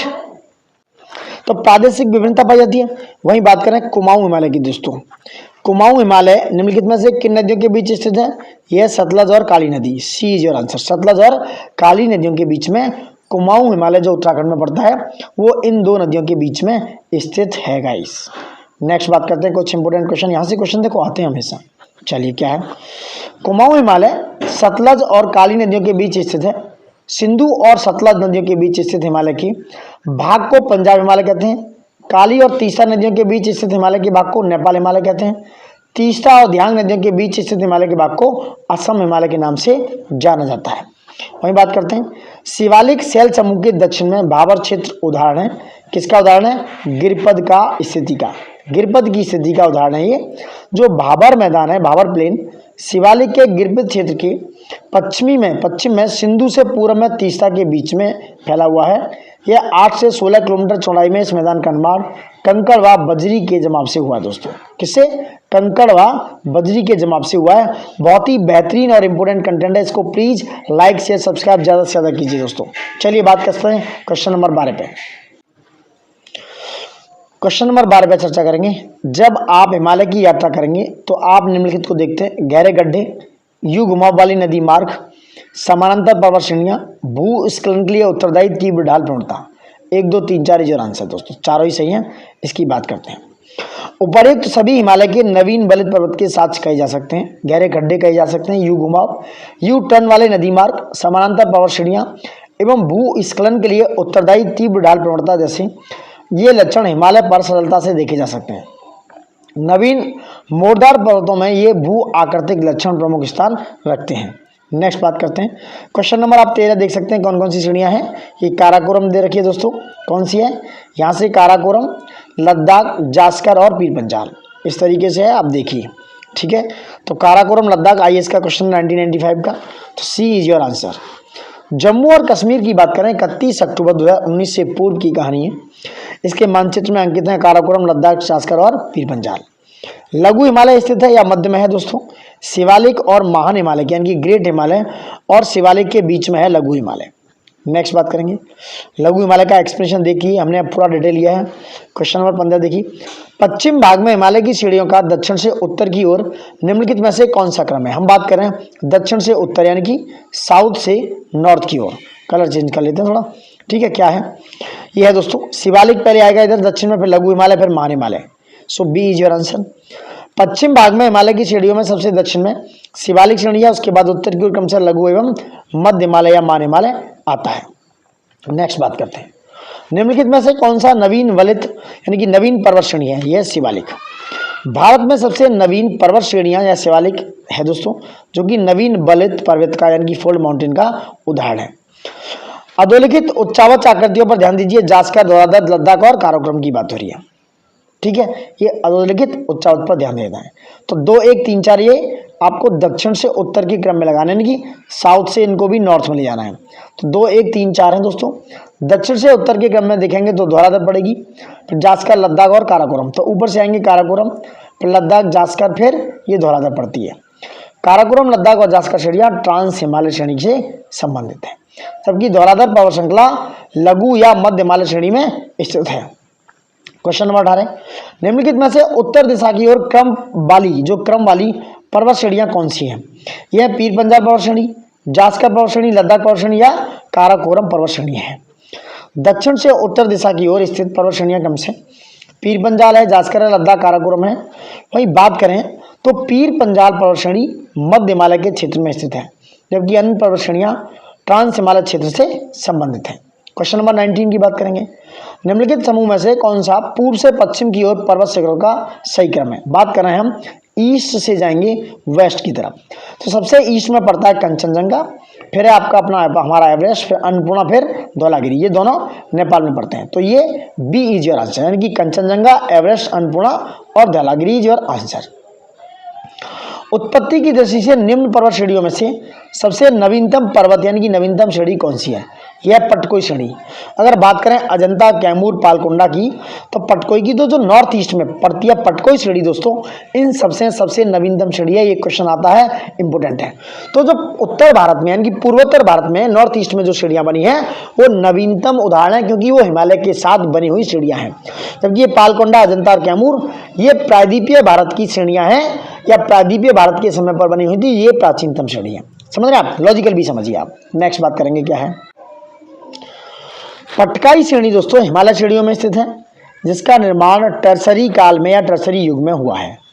शेष सभी दक्षिण और मध्य भारत में स्थित हैं, जो प्रायद्वीपीय पठार का भाग है दोस्तों। चूंकि प्रायद्वीपीय पठार भारत का सर्वाधिक प्राचीनतम भूखंड है, अतः उपर्युक्त में से सबसे नवीनतम पर्वत श्रेणी पटकाई या पटकोई या जो भी श्रेणी मानी जाती है वो है दोस्तों। निम्नलिखित राज्यों में से कौन सा पटकाई श्रेणियों से संलग्न नहीं है? यह त्रिपुरा। पटकाई पहाड़ियां असम, मणिपुर, मेघालय, मिजोरम एवं नागालैंड से संलग्न है। त्रिपुरा राज्य पटकाई पहाड़ियों से संलग्न नहीं है और मिजो पहाड़ियां त्रिपुरा से संलग्न है। समझ रहे आप, पूरा डिटेल समझिए आप। पटकाई पहाड़ियां असम में है, मणिपुर में और मेघालय में भी, मिजोरम में और नागालैंड से भी हैं। बट त्रिपुरा राज्य जो है पटकाई पहाड़ियों से, तो पटकाई माउंटेन है उनसे संलग्न नहीं है। मिजो पहाड़ियां त्रिपुरा में हैं। ठीक है, बात करते हैं पीर पंजाल श्रेणी पाई जाती है दोस्तों। 22 बात है, तो यह जम्मू कश्मीर में पीर पंजाल श्रेणी मध्य हिमालय में अवस्थित है। यह हिमाचल प्रदेश और जम्मू कश्मीर अविभाजित में दक्षिण पूर्व से उत्तर पश्चिम तक विस्तारित है। नेक्स्ट बात करते हैं 23 की, अटल टनल से संबंधित निम्नलिखित कथनों पर विचार कीजिए, कौन सा सही है? क्या है? इसका निर्माण सीमा सड़क संगठन द्वारा किया गया, BRO द्वारा किया गया। यह मनाली और लाहौल स्पीति घाटी को जोड़ता है। यह हिमालय के पीर पंजाल पर्वत श्रृंखला के मध्य स्थित है। यह भारत के लिए सामरिक दृष्टि से महत्वपूर्ण है। So D is your answer, 1, 2, 3, 4 is your answer. PCS RO mains 2016 का क्वेश्चन है दोस्तों, इंपोर्टेंट है, याद रखना। 9.02 किलोमीटर लंबी अटल टनल हिमालय के पूर्वी पीर पंजाल श्रृंखला में स्थित है। यह पूरे वर्ष मनाली को लाहौल स्पीति घाटी से जोड़कर रखती है। इसका निर्माण सीमा सड़क संगठन द्वारा किया गया। तथा यह भारत के लिए सामरिक दृष्टि से महत्वपूर्ण है। वर्ष 2002 में तत्कालीन प्रधानमंत्री अटल बिहारी वाजपेयी ने इस टनल की पहुंच सड़क की आधारशिला रखी थी।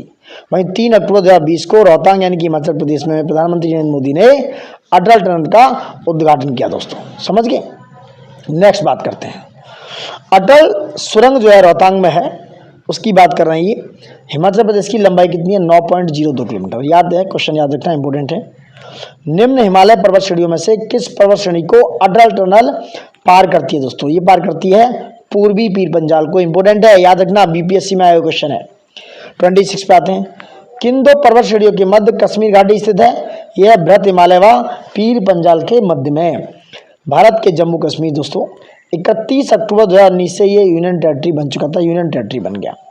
उसमें स्थित कश्मीर घाटी उत्तर पूर्व में बृहत हिमालय और दक्षिण पश्चिम मानसून में पीर पंजाल श्रेणी के बीच में स्थित है। कश्मीर घाटी की बात करें, कश्मीर घाटी स्थित है, कश्मीर घाटी पीर पंजाल और हिमाद्री पर्वत श्रेणियों के मध्य में स्थित है। कहाँ पर? पीर पंजाल और हिमाद्री पर्वत श्रेणियों के मध्य में कश्मीर घाटी स्थित है। दोस्तों निम्नलिखित में से कौन अक्साई चिन्ह का भाग है? यह लद्दाख पठार। लद्दाख पठार जो है अक्साई चिन्ह का पार्ट है। Note my point. देखो बहुत ही बेहतरीन और इंपोर्टेंट क्वेश्चन है, यहाँ से ही क्वेश्चन घूम फिरा के आपके एग्जाम में देखने को मिलते हैं। तो मल्टीपल टाइम प्रैक्टिस आपको बहुत ही ज्यादा बेहतर बना देगी। Got my point. चलिए आगे बढ़ते हैं। अब बात करते हैं हम अक्साई चिन्ह पे। अक्साई चिन्ह की अवस्थिति भारत, चीन और पाकिस्तान की सीमाओं के सम्मिलन उस संधि स्थल पर है। इस भारतीय भूभाग पर वर्ष 1962 के युद्ध में, 1962 के युद्ध में चीन ने कब्जा कर लिया था। तब से यह भारत चीन के मध्य सीमा विवाद का क्षेत्र है तथा लद्दाख पठार अक्साई चिन्ह क्षेत्र में ही अवस्थित है। बात करते हैं ग्रेट हिमालय की ऊंचाई क्या है दोस्तों? तो ग्रेट हिमालय की ऊंचाई है 8,850 मीटर ASL, यानी महान यानी कि ग्रेट हिमालय की औसत ऊंचाई 6,000 मीटर है। जबकि इसकी सर्वोच्च चोटी की बात करें तो वो माउंट एवरेस्ट की ऊंचाई सागर तल से ऊपर 8,848 मीटर, लगभग 8,850 मीटर के आसपास है। नेपाल एवं चीन ने माउंट एवरेस्ट की आधिकारिक ऊंचाई 8,848.86 मीटर घोषित किया है। अतः विकल्प ए सही उत्तर है। नेक्स्ट बात करते हैं, हिमालय पर्यायवाची है, हिमालय पर्यायवाची है मध्य हिमालय का। हिमालय पर्याय जो है दोस्तों, हिमालय उपयुक्त में से मध्य हिमालय का पर्यायवाची है। मध्य अथवा लघु हिमालय श्रेणी का महाभारत श्रेणी अथवा हिमाचल हिमालय के नाम से भी जाना जाता है। नेक्स्ट बात करते हैं, निम्नलिखित कथनों पर विचार कीजिए। क्या है? भारत में हिमालय केवल 5 राज्यों में फैला हुआ है। ये बात गलत है, क्योंकि हिमालय 5 राज्यों से अधिक राज्यों में फैला हुआ है। पश्चिमी घाट केवल 5 राज्यों में फैला हुआ है। ये भी बात गलत है, क्योंकि पश्चिमी घाट गुजरात से लेकर कर्नाटक, केरला तक कई 4, 5, 6 से 5 से ज्यादा राज्यों में फैला हुआ है। पुलकित झील केवल 2 राज्यों में फैली हुई है। ये बात सत्य है। तो B is your answer. IAS 2017 का क्वेश्चन है। भारत के प्रमुख हिमालयी राज्यों की बात करें या केंद्र शासित प्रदेश जम्मू कश्मीर लद्दाख की बात करें, जो 31 अक्टूबर 2019 से दोस्तों बना है। हिमाचल प्रदेश जो हिमालय है, हिमाचल प्रदेश से लेकर उत्तराखंड, सिक्किम, अरुणाचल प्रदेश, मेघालय, नागालैंड, मणिपुर, मिजोरम और त्रिपुरा, आप देख सकते हैं 1, 2, 3, 4, 5, 6, 7, 8 करीब 9 के आसपास राज्यों में फैला हुआ है। कौन? हिमालय दोस्तों। इनके अलावा असम और पश्चिम बंगाल के पहाड़ी क्षेत्र भी इसके अंतर्गत आते हैं। अतः हिमालय का 5 से अधिक राज्यों में विस्तार है। पश्चिमी घाट गुजरात, महाराष्ट्र, गोवा, कर्नाटक, तमिलनाडु व केरल राज्यों में फैला हुआ है। तो गुजरात 1, महाराष्ट्र 2, गोवा 3, कर्नाटक 4, तमिलनाडु 5 और केरल 6। तो पश्चिमी घाट की बात करें तो वो भी 6 राज्यों में फैला हुआ है। इसका विस्तार 6 राज्यों में है। और पुलकित भारत का दूसरा सबसे बड़ा, यानी कि चिल्का के बाद अगर बात करें तो पुलकित झील चिल्का के बाद सबसे बड़ा लेगून है। इसका विस्तार तमिलनाडु व आंध्र प्रदेश में है दोस्तों। तो आंसर तीसरा सही है, 1 और 2 रॉन्ग हो गए। नेक्स्ट बात करते हैं, एग्जाम की दृष्टि से देखते हैं। हिमालय पर्वत श्रेणियां दोस्तों निम्नलिखित में से किस राज्य का हिस्सा नहीं है? तो हिमालय पर्वत जो है उत्तर प्रदेश का हिस्सा नहीं है। कई बार क्वेश्चन आते हैं यहाँ से। भारत में निम्नलिखित में से कौन सी श्रेणी नवीनतम है? हिमालय श्रेणी सबसे नवीनतम है, आप पढ़ सकते हो, मैंने बताया भी है। या अरावली पर्वत श्रृंखला भारत में सर्वाधिक प्राचीन पर्वत श्रृंखला है। निम्नलिखित में से कौन सी भारत की नवीनतम पर्वत श्रेणी है? यह दोस्तों हिमाद्री श्रेणी। हिमाद्री श्रेणी जो है सबसे नवीनतम न्यू पर्वत श्रेणी है। बाकी अरावली, पश्चिमी घाट, विंध्याचल ये प्रायद्वीपीय भारत के समय बनी हुई श्रेणियां हैं। 35 की बात करेंगे। क्या है? कथन और कारण है, भारत में सर्वाधिक सघनता वाला भूकंपीय क्षेत्र हिमालय क्षेत्र में स्थित है। ठीक है, हिमालय में कई अनुदैर्ध्य उत्क्रम क्षेत्र अवस्थित हैं। सो ए और कथन यानी कि ए कथन ए तथा कारण दोनों सही हैं तथा कारण आर कथन ए की सही व्यक्त करता है। So A is your answer in your field. Got my point. Next बात करते हैं। अब बात करेंगे भारत में सर्वाधिक सघनता जो है डेंसिटी वाला भूकंपीय क्षेत्र हिमालय क्षेत्र में स्थित है। इस क्षेत्र का अधिकांश भाग भूकंपीय क्षेत्र सिस्मिक जोन 4th है एवं 5th है, यानी कि सिस्मिक जोन भूकंपीय क्षेत्र 4 और 5 में आता है। इस क्षेत्र के अंतर्गत भारत के पूर्वोत्तर भारत, जम्मू कश्मीर, लद्दाख, हिमाचल प्रदेश व उत्तराखंड के क्षेत्र शामिल हैं तथा भारत में इन्हीं क्षेत्रों में हिमालय का विस्तार है। अतः कथन सही ए सही है दोस्तों। हिमालय में कई अनुदैर्ध्य उत्क्रम जो थ्रस्ट हैं या जो भ्रंश या फॉल्ट हैं वो पाए जाते हैं। दक्षिण से उत्तर बढ़ने पर मेन फ्रंटल थ्रस्ट है, MFT बोलते हैं, वो मिलता है। मेन फ्रंटल थ्रस्ट यानी MFT व MBT मेन बाउंड्री फॉल्ट के मध्य उप हिमालय शिवालिक का विस्तार है। वहीं MBT एवं MCT मेन सेंट्रल थ्रस्ट के मध्य लघु हिमालय का विस्तार है। इसके ऊपर बृहद हिमालय जिसे CCZ सेंट्रल क्रिस्टलाइन जोन भी कहा जाता है उसका विस्तार है। MCT के ऊपर HHC हायर हिमालयन क्रिस्टलाइन स्थित है और तिब्बत हिमालय जो टैथियन है वो HHC व STDC south Tibetan detachment system के मध्य अवस्थित है। इसके उत्तर में दोस्तों सिंधु सांगपो सिचर क्षेत्र यानी इंडस सांगपो सिचर जोन अवस्थित है। वहीं ITCZ के उत्तर में ट्रांस हिमालय स्थित है, ये बात याद रखना। इन उत्क्रम क्षेत्रों की अवस्थिति एवं हिमालय जो है उसकी भौगोलिक संरचना के कारण यह भारत का सर्वाधिक सघनता वाला भूकंपीय क्षेत्र बन जाता है। इस क्षेत्र में प्लेटों के संचालन के कारण यह भूकंप प्रवण क्षेत्र है। यहाँ पर सबसे ज्यादा अर्थक्वेक पाए जाते हैं। Now we are talking about question number 36। Manipur पहाड़ियों से घिरा इम्फाल बेसिन एक सुंदर उदाहरण है। ये सरोवरीय मैदान का सबसे सुंदर उदाहरण है। मणिपुर पहाड़ियां जो है इम्फाल बेसिन पूर्व में किसी झील के अस्तित्व के कारण तलछट जमाव से निर्मित मैदान सरोवरीय मैदान कहलाता है। कश्मीर घाटी एवं इम्फाल बेसिन इसके उत्तम उदाहरणों में से एक है। क्वेश्चन नंबर 37 पे आते हैं। हिमालय पर्वत श्रेणी के संबंध में बात करनी है दोस्तों। क्या है?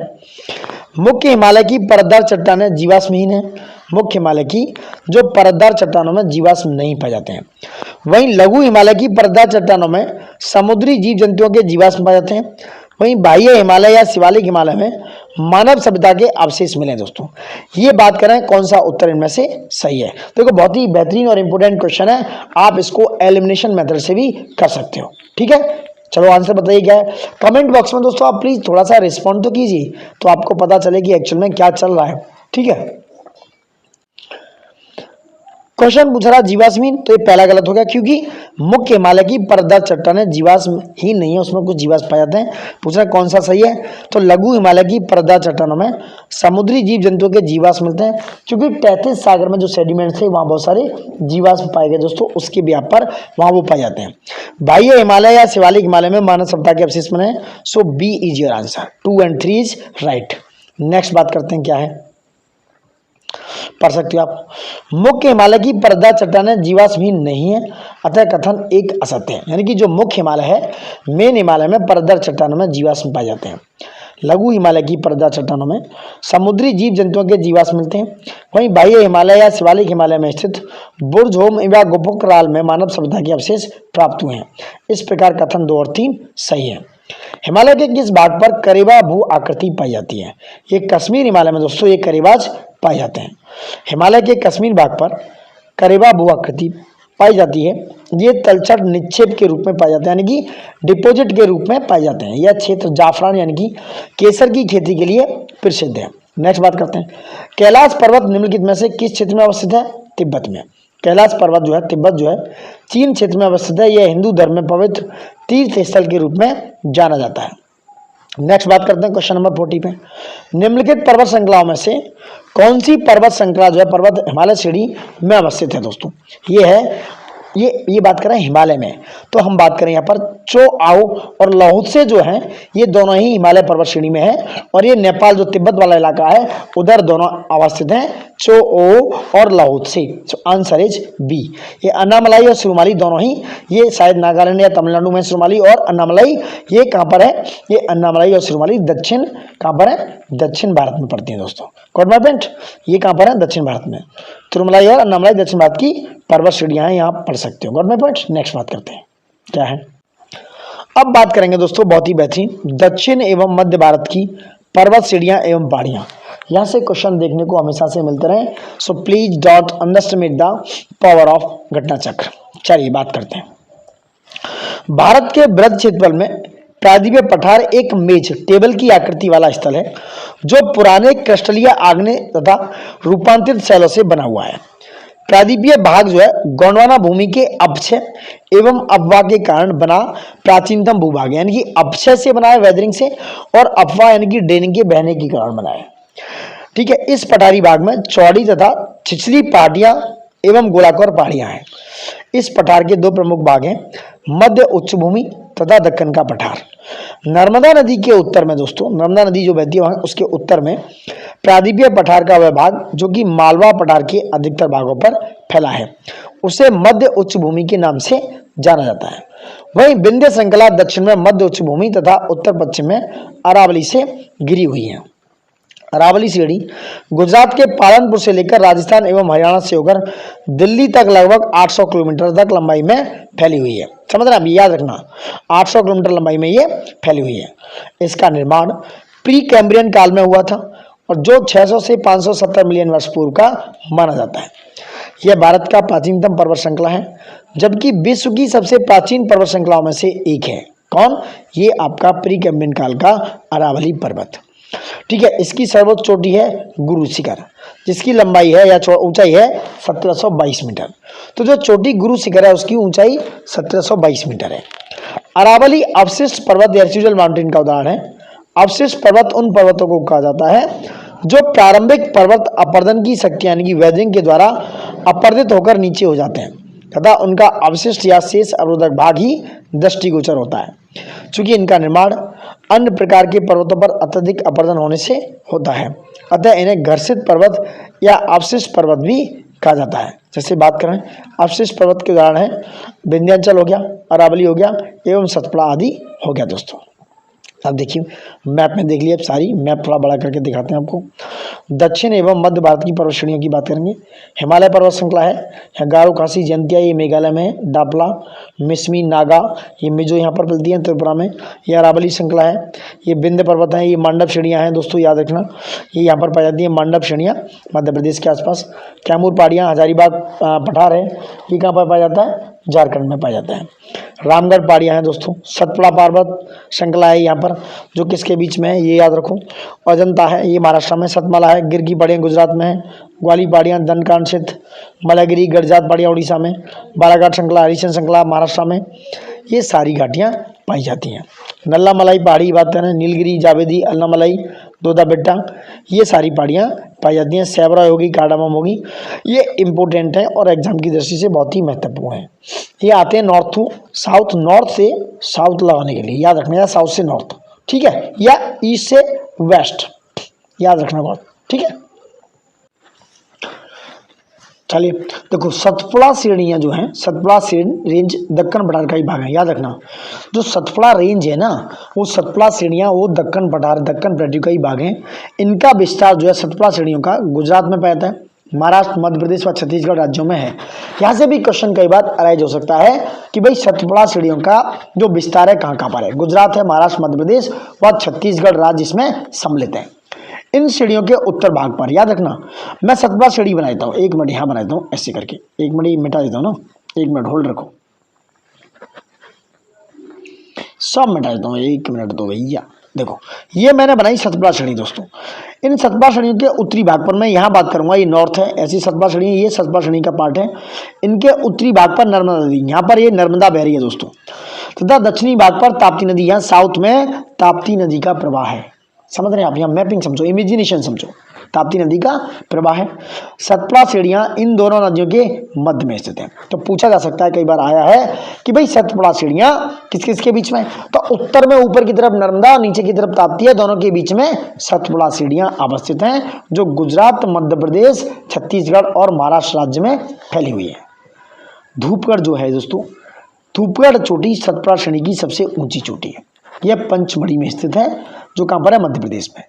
पश्चिमी घाट को सह्याद्री के नाम से भी जाना जाता है और पश्चिमी घाट की औसत ऊंचाई, एवरेज हाइट की बात करें तो लगभग 1200 मीटर है। केरल में से सभ्य पर्वतम के नाम से, केरल में सभ्य पर्वतम के नाम से जाना जाता है। किस नाम से जाना जाता है? केरल में से सभ्य पर्वतम, देखो सही से देखो, सभ्य पर्वतम के नाम से जाना जाता है।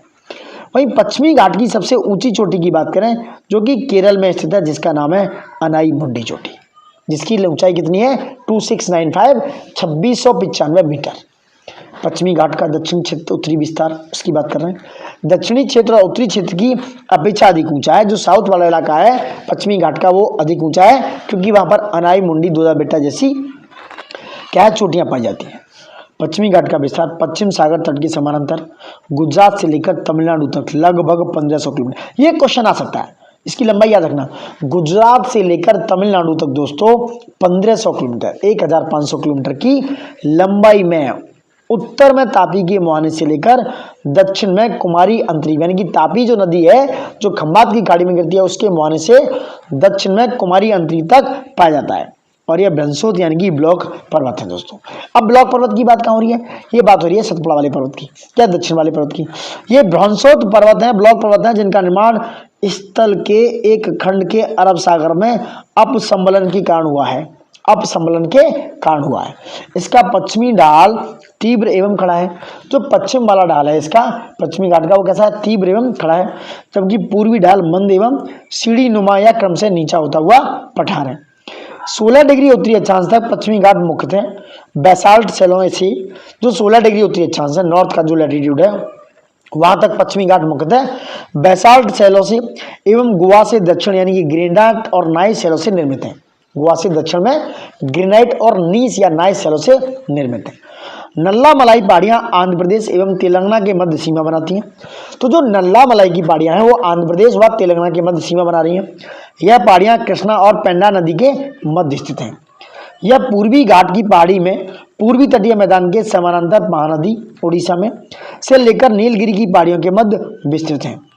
जावेदी पहाड़ियां तमिलनाडु राज्य में स्थित हैं। पहाड़ियों की रानी के नाम से विख्यात नीलगिरी पहाड़ियां पूर्वी घाट व पश्चिमी घाट के सम्मिलन स्थल पर अवस्थित हैं। कौन सी? जो पहाड़ियों की रानी के नाम से विख्यात हैं, नीलगिरी पहाड़ियां पूर्वी घाट व पश्चिमी घाट के सम्मिलन यानी कि जो उनका कनेक्टेड स्थल है दोस्तों। दोदा बेटा दोस्तों याद रखना, इसकी ऊंचाई 2637 मीटर। नीलगिरी पहाड़ियों की सर्वोच्च चोटी है दोदा बेटा। कौन सी? दोदा बेटा। ठीक है, तो दोदा बेटा नीलगिरी पहाड़ियों की सर्वोच्च चोटी है। दक्षिण भारत की प्रसिद्ध टोडा यानी कि तमिलनाडु जनजाति यही निवास करती है। अन्नामलाई पहाड़ियां केरल एवं तमिलनाडु राज्य की सीमा पर अवस्थित हैं और इनकी सर्वोच्च चोटी क्या है? अनाईमुंडी। नीलगिरी पर्वतमाला दोस्तों तमिलनाडु, केरल व कर्नाटक राज्यों में विस्तृत है। Got it? तो जो नीलगिरी पर्वतमाला है तमिलनाडु में, केरल, कर्नाटक राज्यों में, यह एक पर्वत ग्रंथि है। कार्डामम पहाड़ियां दक्षिण भारत में दक्षिण पश्चिम घाट के केरल के दक्षिण पूर्वी हिस्से तथा तमिलनाडु के दक्षिण पश्चिम हिस्से में अवस्थित है। इन पहाड़ियों पर इलायची यानी कार्डामम की खेती व्यापक पैमाने पर की जाती है। वहीं सेवराय पहाड़ियां जो है, सेवराई हिल्स जो है, तमिलनाडु के सलेम के पास अवस्थित हैं। समझ रहे हैं आप? तो सेवराय पहाड़ियां कहाँ पर हैं? ये तमिलनाडु के सलेम के पास अवस्थित हैं। समझ रहे हैं? यह पहाड़ियां पूर्वी घाट का हिस्सा हैं। तमिलनाडु का प्रसिद्ध हिल स्टेशन यारकाड इन्हीं पहाड़ियों पर स्थित है और महादेव पहाड़ियां सतपुड़ा पर्वत श्रेणी का भाग हैं, जो मध्य प्रदेश राज्य में स्थित है। कैमूर पहाड़ियां मध्य प्रदेश से बिहार के सासाराम तक विस्तृत हैं। कहाँ से? जो कैमूर पहाड़ियां वो मध्य प्रदेश के मध्य प्रदेश से लेकर बिहार तक, उसके सासाराम तक फैली हुई हैं। गड़जात की पहाड़ियां दोस्तों जैसे हमने ये दिखाई थी, यहाँ पर है, एक यहाँ पर है, उड़ीसा राज्य में स्थित है, जहाँ गोंड जनजाति निवास करती है। अजंता श्रेणी का विस्तार केवल महाराष्ट्र राज्य में है। ये अजंता श्रेणी है जिसका विस्तार महाराष्ट्र राज्य में। रामगिरी की पहाड़ियां तेलंगाना में राज्य में। यह पूर्वी घाट या महीन पर्वत का हिस्सा है। मैकाल श्रेणी सतपुड़ा श्रेणी का ही पूर्वी भाग है और यह प्रदेश कौन सा है? छत्तीसगढ़ राज्य में विस्तृत है दोस्तों। जो महाकाल श्रेणी है वो कहाँ पर है? वो सतपुड़ा श्रेणी का पूर्वी भाग, ईस्ट वाला इलाका है, ईस्ट वाला पार्ट है जो महाकाल श्रेणी, ये सतपुड़ा श्रेणी का ही पार्ट है और यह जो कहाँ पर है? ये जो मध्य प्रदेश के छत्तीसगढ़ राज्य में स्थित है। कहाँ पर? मध्य प्रदेश एवं छत्तीसगढ़ राज्य में विस्तृत है ये। Got it? नेक्स्ट बात करते हैं। अब इनसे रिलेटेड क्वेश्चन देखते हैं क्या है। ठीक है, अब क्वेश्चन आंसर में देखते हैं। निम्नलिखित में से सबसे प्राचीन पर्वत श्रृंखला कौन सी है दोस्तों? ये अरावली। ठीक है, अरावली श्रेणी गुजरात के पालनपुर से लेकर राजस्थान एवं हरियाणा से होकर दिल्ली तक लगभग 800 किलोमीटर की लंबाई में फैली है। इसका निर्माण प्री कैम्ब्रियन काल में हुआ जो 600 से 570 मिलियन वर्ष पूर्व का माना जाता है। यह भारत की प्राचीनतम पर्वत श्रृंखला है जबकि विश्व की सबसे प्राचीन पर्वत श्रृंखलाओं में से एक है। इसकी सर्वोच्च चोटी गुरु शिखर है जिसकी ऊंचाई 1722 मीटर है। कितनी? 1722 मीटर इसकी सर्वोच्च चोटी है जिसकी ऊंचाई 22 मीटर है, 1722 मीटर। भारत के निम्नलिखित पर्वत श्रेणियों में से कौन सबसे पुराना है? यह अरावली जिसकी अभी चर्चा हुई, अरावली सबसे पुरानी है। अधोलिखित में से कौन सी पर्वत श्रृंखला भारत में प्राचीनतम है? अरावली। देखो ये क्वेश्चन कितनी बार रिपीट हो रहे हैं आप देख सकते हो। ये भी अरावली का क्वेश्चन है, ये राजस्थान में है। ठीक है, नेक्स्ट बात करते हैं। भारत में प्राचीनतम पर्वत श्रेणी, ये भी देखो अरावली। ये भी क्वेश्चन कितना पुराना है, समझ रहे आप? ऐसे क्वेश्चन दोस्तों एग्जाम में आते हैं, आप प्लीज मिस मत कीजिएगा। देखो ये अरावली श्रेणियाँ, अरावली रेंज की अनुमानित आयु पूछ रहे हैं। ये कितनी है? 570 मिलियन वर्ष। ये याद रखना, ये डेटा याद रखना कि अरावली जो रेंज है उसकी श्रेणियों की लंबाई अनुमानित आयु एज जो है अप्रॉक्स 570 मिलियन वर्ष हो सकती है। देश में निम्नलिखित में से कौन सा भौगोलिक क्षेत्र सबसे प्राचीन है? सबसे प्राचीन है पूर्व तटीय मैदान। जो पूर्व में तटीय मैदान है वो सबसे प्राचीन बने हुए हैं, ये उसकी बात हो रही है। सॉरी गाइस ये गलत हो गया, भारतीय प्रायद्वीप पठार ये नहीं है, सी। जो प्लेट्यू है इंडिया का प्लेट्यू सबसे प्राचीन है, वो सबसे इन सब में सबसे प्राचीन क्या है? भारतीय प्रायद्वीप पठार सबसे प्राचीन है। Sorry for that. ठीक है, जो भारतीय प्रायद्वीप पठार है वो सबसे प्राचीन है क्योंकि यह गोंडवाना भूमि के अपक्ष है। जो गोंडवाना भाग था जिससे इंडिया बना या जिससे अफ्रीका बना, ये उस गोंडवाना भूमि के अपक्ष है, यानी कि वेदरिंग एवं अपवाह के कारण बना हुआ पार्ट है ये पेनिनसुला इंडिया। दोस्तों निम्नलिखित में से कौन रेसिडुअल पर्वत का उदाहरण है? यह अरावली पर्वत। अवशिष्ट पर्वत का उदाहरण है अरावली पर्वत। दक्षिण भारत की सबसे ऊंची चोटी अभी बात हुई थी, यह अनाईमुंडी 2695 मीटर। दूधा बेटा 2637 है, ये याद रखना, तमिलनाडु में है। दोनों चीज़ों को याद रखो। निम्नलिखित में से दोस्तों दक्षिण भारत की सबसे ऊंची चोटी कौन सी ऊपर बात हुई? अनाईमुंडी। इनकी ऊंचाई याद रखना 2695 मीटर। ठीक है, और दूधा बेटा की कितनी है? 2637। ये याद रखने वाली बात है क्योंकि ये कई बार एग्जाम्स में पूछ लेता है और आपके दिमाग से ये चीज़ें मिस हो जाती हैं जो एग्जाम से थोड़ा सा इम्पैक्ट डाल देती हैं। चलिए आगे बढ़ते हैं। अब रिपीटेड क्वेश्चन है, देखना। भारत की सबसे ऊंची चोटी अनाईमुंडी हो गई। नर्मदा व ताप्ती नदियों के बीच स्थित है, अभी बात हुई थी सतपुड़ा पहाड़ियाँ, सतपुड़ा श्रेणियाँ। सतपुड़ा श्रेणियाँ उत्तरी भाग पर नर्मदा पड़ता है नॉर्थ में और दक्षिण भाग पर ताप्ती नदी बहती है। ये सतपुड़ा श्रेणियाँ दोनों नदियों के मध्य में स्थित है। अब बात करते हैं क्वेश्चन नंबर 13, बहुत ही इंपोर्टेंट है, IAS में आया क्वेश्चन है 2005 में। क्या है? उत्तर से शुरू करेंगे दक्षिण की ओर नीचे, यानी कि नॉर्थ से साउथ की तरफ मामला इधर। क्या है? उत्तर से साउथ में आएंगे तो नल्लामलाई पहाड़ियां पड़ेंगी, फिर जावेदी, फिर नीलगिरी और अन्नामलाई। यानी कि साउथ में अगर बात करें तो नीलगिरी के साउथ में अन्नामलाई पहाड़ियां हैं। Got it? ठीक है, तो ये नल्लामलाई जो पहाड़ियां, नल्लामलाई पहाड़ियां आंध्र प्रदेश और तेलंगाना के मध्य सीमा बनाती हैं। ये पहाड़ियां कृष्णा और पेन्नूर नदी के मध्य स्थित हैं, कृष्णा और पेन्नूर नदी। और जावेदी पहाड़ियाँ जो है तमिलनाडु राज्य में स्थित हैं। पहाड़ियों की रानी के नाम से विख्यात नीलगिरी पहाड़ियाँ पूर्वी घाट व पश्चिमी घाट के सम्मेलन स्थल पर अवस्थित हैं। अन्नामलाई पहाड़ी केरल एवं तमिलनाडु की सीमा पर अवस्थित है। ये चारों पहाड़ियाँ मुख्यतः आंध्र प्रदेश, तमिलनाडु व केरल राज्यों में क्रमशः उत्तर से दक्षिण की ओर घटते क्रम में व्यवस्थित हैं। ठीक है, निम्नलिखित उच्चावच आकृतियों पर ध्यान दीजिए। क्या है? उपयुक्त उच्चावच आकृतियों को पश्चिम से पूर्व लगाना है। किधर? पश्चिम से पूर्व, यानी कि वेस्ट से ईस्ट। ठीक है, देखते हैं। यह है 1 2 3 4, यानी कि महादेव पर्वत श्रृंखला। पहले सबसे पश्चिम में महादेव पर्वत श्रृंखला आएगी, उसके बाद मैकाल पर्वत श्रेणियाँ, उसके बाद छोटा नागपुर पठार और खासी की पहाड़ियाँ लास्ट में आएगी। सो 1 2 3 4 इज योर आंसर। दोस्तों नेक्स्ट बात करते हैं। प्रश्न के हिसाब से अगर बात करें तो उच्चावच आकृतियों का पश्चिम से पूर्व की ओर बढ़ते हुए सही क्रम है महादेव पर्वत श्रृंखला, मैकाल पर्वत श्रृंखला, छोटा नागपुर पर्वत श्रृंखला तथा खासी की पहाड़ियाँ। महादेव एवं मैकाल श्रेणियाँ सतपा श्रेणी की पूर्वी विस्तार के रूप में स्थित हैं।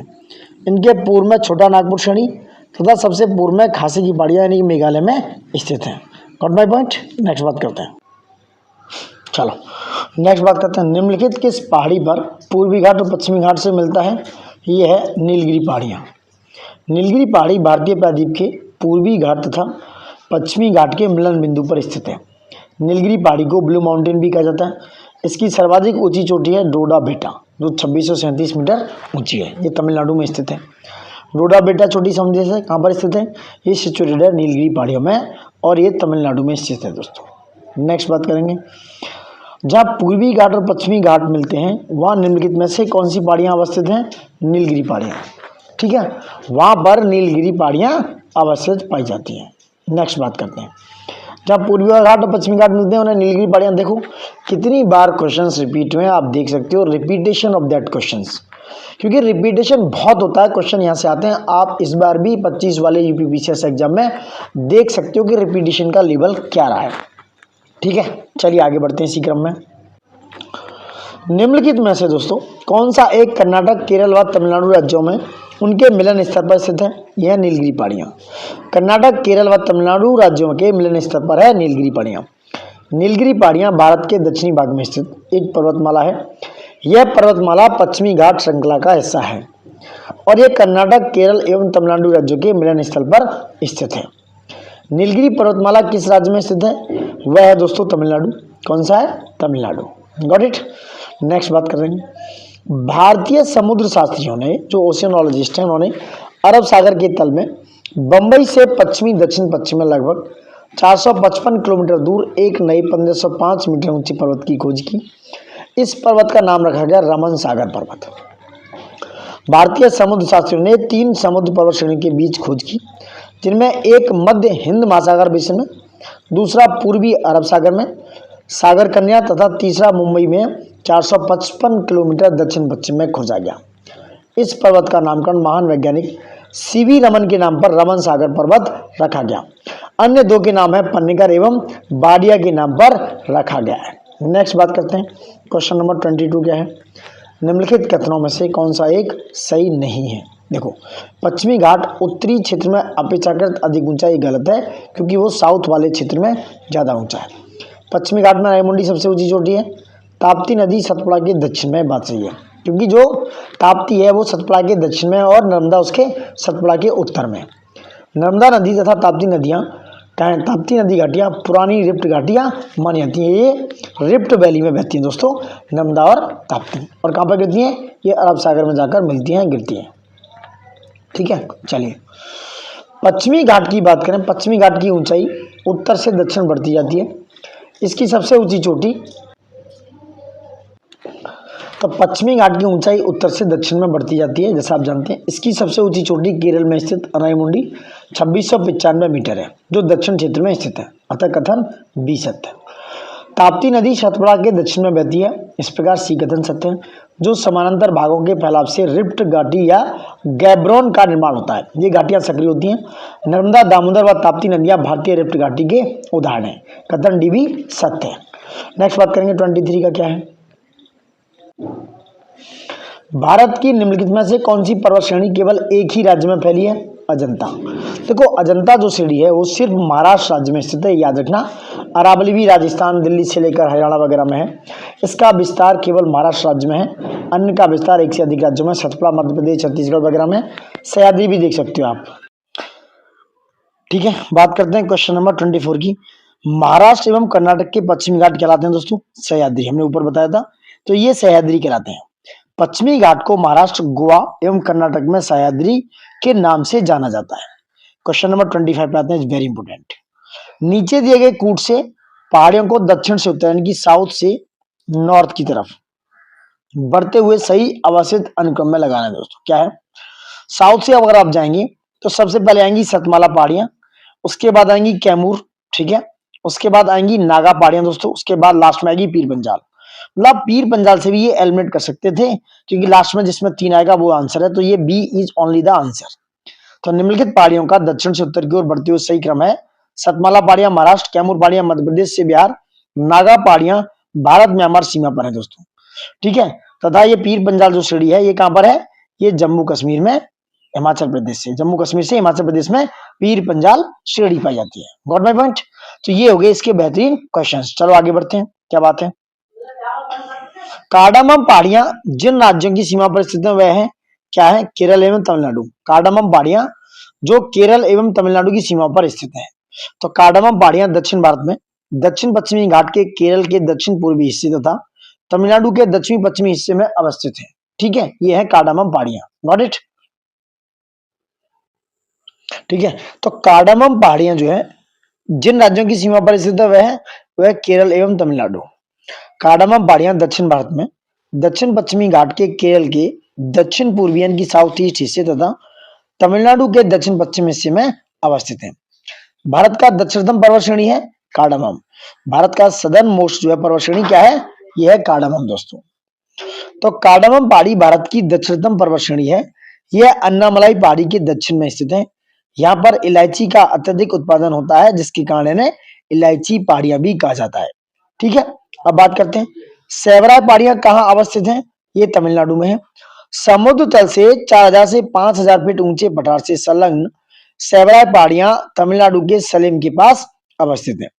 नेक्स्ट बात करते हैं निम्नलिखित में से कौन महाराष्ट्र में नहीं स्थित है, यह मांडव पहाड़ियां, यानी बालघाट जो बालाघाट श्रेणी है, बालाघाट श्रेणी, हरिश्चंद्र श्रेणी तथा सतमाला पहाड़ियां दोस्तों, सतमाला पहाड़ियां महाराष्ट्र में फैली हैं जबकि मांडव पहाड़ियां गुजरात राज्य में विस्तृत है।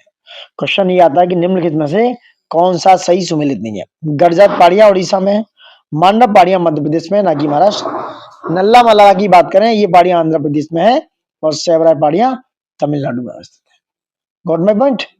नेक्स्ट बात करते हैं मांडव पहाड़ियां गुजरात राज्य में स्थित है ना कि महाराष्ट्र राज्य में, अतः विकल्प सी बी सुमेलित नहीं है। गरजात की पहाड़ियां उड़ीसा राज्य में स्थित है जहां गौंड जनजाति निवास करती है। नल्ला मलाई पहाड़ियां आंध्र प्रदेश और तेलंगाना एवं सेवराय पहाड़ियां तमिलनाडु राज्य में अवस्थित है। पहाड़ियां और क्षेत्र की बात करते हैं कार्डामम पहाड़ियां कोरोमंडल तट पर है, ठीक है। कौन सा सही सुमेलित है, ये गलत हो गया क्योंकि कार्डामम पहाड़ियां दोस्तों कोरोमंडल तट पर नहीं है और जो कैमूर पहाड़ियां हैं वो कोंकण तट पर नहीं है। महादेव पहाड़ियां मध्य भारत में है और मिगिर पहाड़ी पूर्वोत्तर भारत में है। तो 3 और 4 सही है, तो 1 और 2 एलिमिनेट कर दो, सो सी इज योर आंसर। तो कार्डामम पहाड़ियां दोस्तों केरल के दक्षिण पूर्व साउथ ईस्ट में तथा तमिलनाडु के दक्षिण पश्चिम में उनके बीच में स्थित है, जबकि कोरोमंडल तट भारत का दक्षिण पूर्वी साउथ ईस्ट तटरेखा को दिया गया नाम है। कैमूर पहाड़ियां मध्य प्रदेश से बिहार तक विस्तृत हैं जबकि कोंकण तट भारत के दक्षिण पश्चिम तट यानी कि महाराष्ट्र व गोवा रेखा को दिया गया नाम है। महादेव पहाड़ियां मध्य भारत के मध्य प्रदेश में और मिगिर पहाड़ियां पूर्वोत्तर भारत के असम में स्थित है। महादेव पहाड़ियां भाग है सतपुड़ा का। महादेव पहाड़ियां सतपुड़ा पर्वत श्रेणी का विस्तार है, एक्सटेंशन है दोस्तों। धूपगढ़ चोटी स्थित है कहां पर, सतपुड़ा रेंज में। धूपगढ़ चोटी की ऊंचाई 1350 मीटर है जो सतपुड़ा श्रेणी की सबसे ऊंची चोटी है। यह पंचमढ़ी में स्थित है। रामगिरी की पहाड़ियां इस पर्वत श्रृंखला का भाग है। अगर देखा जाए तो इनमें से कोई नहीं, रामगिरी की पहाड़ियां आंध्र प्रदेश में पड़ती हैं। कहां पर, आंध्र प्रदेश में सिचुएटेड है। Got my point. चलिए नेक्स्ट बढ़ते हैं आगे, बात करते हैं रामगिरी की पहाड़ियां। रामगिरी की पहाड़ियां आंध्र प्रदेश या तेलंगाना में स्थित है। यह पूर्वी घाट या महेंद्र पर्वत का हिस्सा है। इसके अतिरिक्त रामगिरी है दोस्तों वो रामगढ़ की पहाड़ियां छत्तीसगढ़ के मैकाल श्रेणी में स्थित हैं। चूंकि मैकाल श्रेणी है वो सतपुड़ा श्रेणी का पूर्वी भाग है, इसका उत्तर विकल्प बी, सी तथा ई तीनों हो सकता है। छत्तीसगढ़ लोक सेवा आयोग द्वारा इस उत्तर का बी आंसर दिया गया। पारसनाथ पहाड़ी की ऊंचाई क्या है, यह है दोस्तों 1365 मीटर। पारसनाथ पहाड़ी झारखंड राज्य के गिरिडीह जिले में स्थित है। किसमें, गिरिडीह में। इसकी ऊंचाई लगभग 1365 मीटर है। इसके शिखर पर शिखर जी जैन मंदिर स्थित है। यह पहाड़ी छोटा नागपुर पठार के पूर्वी छोर पर स्थित है। यह झारखंड राज्य की सर्वोच्च चोटी है। इसका नाम जैन धर्म के 23वें तीर्थंकर पार्श्वनाथ के नाम पर रखा गया दोस्तों। नेक्स्ट बात करते हैं गारो पहाड़ी दोस्तों कहां पर है, मेघालय में। मिरी कहां पड़ती है, ये अरुणाचल में है। कोल्लई मलाई कहां पर है, ये तमिलनाडु में। और डालमा झारखंड में। इंपोर्टेंट क्वेश्चन है, आरओ 2017 का क्वेश्चन है, देख सकते हो। चलिए बात करते हैं क्या है गारो मेघालय में हो गई, मिरी अरुणाचल प्रदेश में हो गई, कोल्लामलाई तमिलनाडु में हो गई, डालमा झारखंड में हो गई। ये पहाड़ियां इन राज्यों में सिचुएटेड है। नेक्स्ट बात करते हैं पश्चिमी घाट के संबंध में कितनों पर विचार कीजिए। क्या है? यह एक बंसोद पर्वत है। इसका पूर्वी ढाल क्रम से नीचा होता हुआ पठार है। नेक्स्ट बात करें, इसका उत्तरी खंड लावा बेसाल्ट से आच्छादित है। कौन सा सही है? D 1 2 3 is your answer. पश्चिमी घाट का विस्तार पश्चिमी सागर तट के समानांतर है, लगभग 1500 किलोमीटर की लंबाई में। उत्तर में तापी के मुहाने से लेकर दोस्तों, उत्तर में तापी नदी के मुहाने से लेकर दक्षिण में कुमारी अंतरीप तक पाया जाता है। यह बंसोद यानी कि ब्लैक ब्लॉक पर्वत का एग्जाम्पल है, जिनका निर्माण स्थल के एक खंड के अरब सागर में अपसंवलन के कारण हुआ है। इसका पश्चिमी ढाल तीव्र एवं खड़ा है, जबकि पूर्व ढाल मंद एवं सीढ़ीनुमा या क्रम से नीचा होता हुआ पठार है। 16 डिग्री उत्तरी अक्षांश तक पश्चिमी घाट मुख्यतः बेसाल्ट शैलों से, गोवा से दक्षिणी गिनाइट और नाइस शैलों से निर्मित है। कोडाइकनाल किस पहाड़ी में स्थित है? ये दोस्तों पालनी पहाड़ी में। कोडाइकनाल पालनी पहाड़ियों में स्थित है दोस्तों। ठीक है, कोडाइकनाल कहाँ है? तमिलनाडु के डिंडीगुल जिले में पालनी पहाड़ियों में ये सिचुएटेड है, अवस्थित है। नेक्स्ट बात करते हैं निम्नलिखित में से कौन सी पहाड़ियां राजस्थान में विंध्य पर्वत श्रेणियों का विस्तार है? यह मुकुंदरा पहाड़ियां। मुकुंदरा पहाड़ियां राजस्थान में विंध्य पर्वत श्रेणी का विस्तार है। मुकुंदरा पहाड़ियां कोटा व झालवाड़ा के बीच अवस्थित है। कहां पर है? कोटा व झालवाड़ा के बीच में अवस्थित है। निम्नलिखित में से कौन सी पर्वतीय चोटी पूर्वी घाट में अवस्थित नहीं है? यह सलेहर। सलहेर जो चोटी है वो पूर्वी घाट में अवस्थित नहीं है। कौन सी पर्वतीय चोटी? सलहेर। ये पूर्वी घाट में सिचुएटेड नहीं है। बाकी गलीकोंडा है, सिंकराम गट्टा है, माधुगुला कोंडा है, ये सारी चोटियां पूर्वी घाट में सिचुएटेड है। ठीक है, नेक्स्ट बात करेंगे क्या है। चलिए, पूर्वी घाट पर्वत का विस्तार भारत की मुख्य भूमि के पूर्वी तट के समानांतर उड़ीसा से तमिलनाडु तक है दोस्तों। पूर्वी घाट के प्रमुख पर्वतों की बात करें तो चोटियां जो हैं उसमें मलयगिरी है, महेंद्रगिरी है, गलीकोंडा जो आंध्र प्रदेश में, सिंकराम गट्टा उड़ीसा में, माधुगला कोंडा आंध्र प्रदेश आते हैं। सलहेर चोटी महाराष्ट्र में स्थित है। यह पश्चिमी घाट पर्वत की चोटी है। इसकी ऊंचाई लगभग 1567 मीटर है। केरल और उनकी सूची देखते हैं। केरल में कौन सी है दोस्तों? और नागालैंड में सारामती पड़ती है।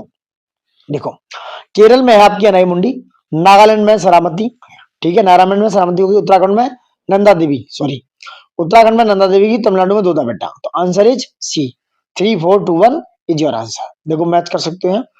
केरल में अनाईमुंडी होगी, नागालैंड सरामती, उत्तराखंड नंदा देवी और तमिलनाडु दोदा बेटा चोटियां सिचुएटेड है।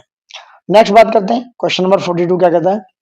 मध्य भारत में स्थित पहाड़ियों का पश्चिम से यानी कि वेस्ट से ईस्ट के साइड लगाना है। पश्चिम से पूर्व निम्नलिखित में से कौन सा सही क्रम है? तो सबसे पश्चिम में सतपुड़ा है, महादेव है, सतपुड़ा महादेव, उसके बाद मैकाल, फिर छोटा नागपुर पड़ता है। मध्य भारत में स्थित विकल्प के हिसाब से देखें तो पश्चिम से पूर्व का सही निम्न क्रम सतपुड़ा, महादेव, मैकाल तथा छोटा नागपुर पठार का पार्ट पड़ता है दोस्तों। नेक्स्ट बात करते हैं क्या है? सतपुड़ा क्षेत्र के स्थित श्रेणियों में पश्चिम से पूर्व की ओर उनकी स्थिति को दर्शाने वाले कौन सा क्रम सही है? यह है दोस्तों बड़वानी की पहाड़ियां। कौन सी? बड़वानी की पहाड़ियां हैं, महादेव श्रेणी है, फिर मैकाल श्रेणी है। सतपुड़ा में स्थित श्रेणियों में से पश्चिम से पूर्व की ओर उनकी स्थिति दर्शाने वाले क्रम में बड़वानी की पहाड़ियां, महादेव श्रेणी और मैकाल श्रेणी मेन है। नेक्स्ट बात करते हैं, कन्याकुमारी से सटी पहाड़ियां हैं, ये है कार्डामम पहाड़ियां। कौन सी? कार्डामम। पश्चिमी घाट पर्वत हिमालय के बाद भारत की दूसरी सबसे लंबी पर्वत श्रेणी है। इसकी लंबाई लगभग 1500 किलोमीटर है। इसे सह्याद्री के नाम से भी जाना जाता है। नीलगिरी पहाड़ियां एक स्थलीकृत गांठ है जहां पूर्वी घाट एवं पश्चिमी घाट पर्वत मिलते हैं। नीलगिरी का सर्वोच्च शिखर दोदा बेटा है, जो दक्षिण भारत का दूसरा सर्वोच्च शिखर है दोस्तों। किसके बाद? अनाईमुंडी के बाद। दक्षिण भारत का सर्वोच्च शिखर अनाईमुंडी अनामलाई पर्वत में है। यह नीलगिरी के दक्षिण में है और अनामलाई के दक्षिण में कार्डामम यानी कि इलायची की पहाड़ियां अनामलाई के साउथ में पड़ती हैं। यह विस्तार कन्याकुमारी तक लगभग 8 डिग्री 19 मिनट उत्तरी अक्षांश तक है। अतः कार्डामम पहाड़ियां कन्याकुमारी से सटी हुई हैं। Got it? निम्नलिखित में से किस पहाड़ी पर चाय बागान नहीं है? तो चाय बागान नहीं है दोस्तों गिरनार पहाड़ी पर। जो गिरनार पहाड़ी है वो कहां पर है? गुजरात में, वहां पर नहीं है। बाकी ये कानन देवन में, वहां पर चाय बागान है, नीलगिरी में है और दार्जिलिंग में, ये याद रखना। तो गिरनार में जो है चाय बागान नहीं है। गिरनार कहां पर है ये आप बताइए कमेंट बॉक्स में, वैसे मैंने बता ही दिया है। नेक्स्ट बात करेंगे, तो दिए गए विकल्प में गिरनार पहाड़ी पर चाय बागान नहीं है। अन्य सभी पहाड़ियों पर चाय के बागान है। कानन देवन पहाड़ियां भारत के केरल राज्य के इडुक्की जिले में अवस्थित है। यह क्षेत्र मुन्नार हिल स्टेशन के पास अवस्थित है। मुन्नार क्षेत्र में 1870 के दशक में चाय बागानों की शुरुआत हुई थी। नीलगिरी दक्षिण में अवस्थित पश्चिमी घाट का महत्वपूर्ण पर्वत क्षेत्र है। नीलगिरी चाय भारत की सबसे विशिष्ट चाय में से एक है। भारत का दार्जिलिंग मुख्यतः चाय उत्पादन के लिए प्रसिद्ध है। Got it? ठीक है। और ये कहां पर है? सिक्किम राज्य में दक्षिण में पश्चिम बंगाल राज्य में अवस्थित है। गिरनार पर्वत गुजरात राज्य में अवस्थित है, जहां पर चाय बागानों का विकास नहीं हो पाया दोस्तों। नेक्स्ट बात करते हैं 46 क्वेश्चन, वेरी वेरी इंपोर्टेंट। देखिए, बटेश्वर पहाड़ियां कहां है? ये बटेश्वर पहाड़ियां बिहार में, और जो बिल्लारी श्रृंखला है वो कर्नाटक में, और चिन श्रृंखला यह मणिपुर में, धोसी पहाड़ियां हरियाणा में पड़ती है। इंपोर्टेंट है। Answer is D. 3421 is your answer. PCS 22 का क्वेश्चन है। देखो यहां पे देख सकते हो आप, बटेश्वर पहाड़ियां बिहार भागलपुर में है। चिन श्रृंखला मणिपुर या म्यांमार से मणिपुर तक विस्तृत है, और धोसी पहाड़ी हरियाणा महेंद्रगढ़ में है। बेल्लारी श्रृंखला के बारे में पूछा गया, जबकि कर्नाटक या बेल्लारी गुड्डा श्रृंखला है, परंतु निकटतम बेल्लारी को बेल्लारी मानते हुए प्रश्न का उत्तर डी दिया गया, तो आंसर इज डी। देखिए यहां तक हमने इंपोर्टेंट क्वेश्चंस किए दोस्तों। नेक्स्ट पर्वत चोटियों से स्टार्ट करेंगे। नेक्स्ट आपका चैप्टर है, इसकी चर्चा नेक्स्ट वीडियो में करेंगे। ये अब तक आपके 2 वीडियो ज्योग्राफी के कंप्लीट हो चुके हैं। सबसे रिक्वेस्ट है कि लाइक ज्यादा से ज्यादा लाइक, उसके बाद सब्सक्राइब फिर शेयर करते रहिए दोस्तों, क्योंकि ये आपके लिए और हमारे लिए दोनों के लिए बहुत ही ज्यादा जरूरी है। लाइक शेयर सब्सक्राइब ज्यादा से ज्यादा करें। लास्ट तक बने रहिए वीडियो में, देखते रहिए। एंड देखने के लिए thank you for watching it, and जय हिंद, नमस्कार, good luck to all of you guys.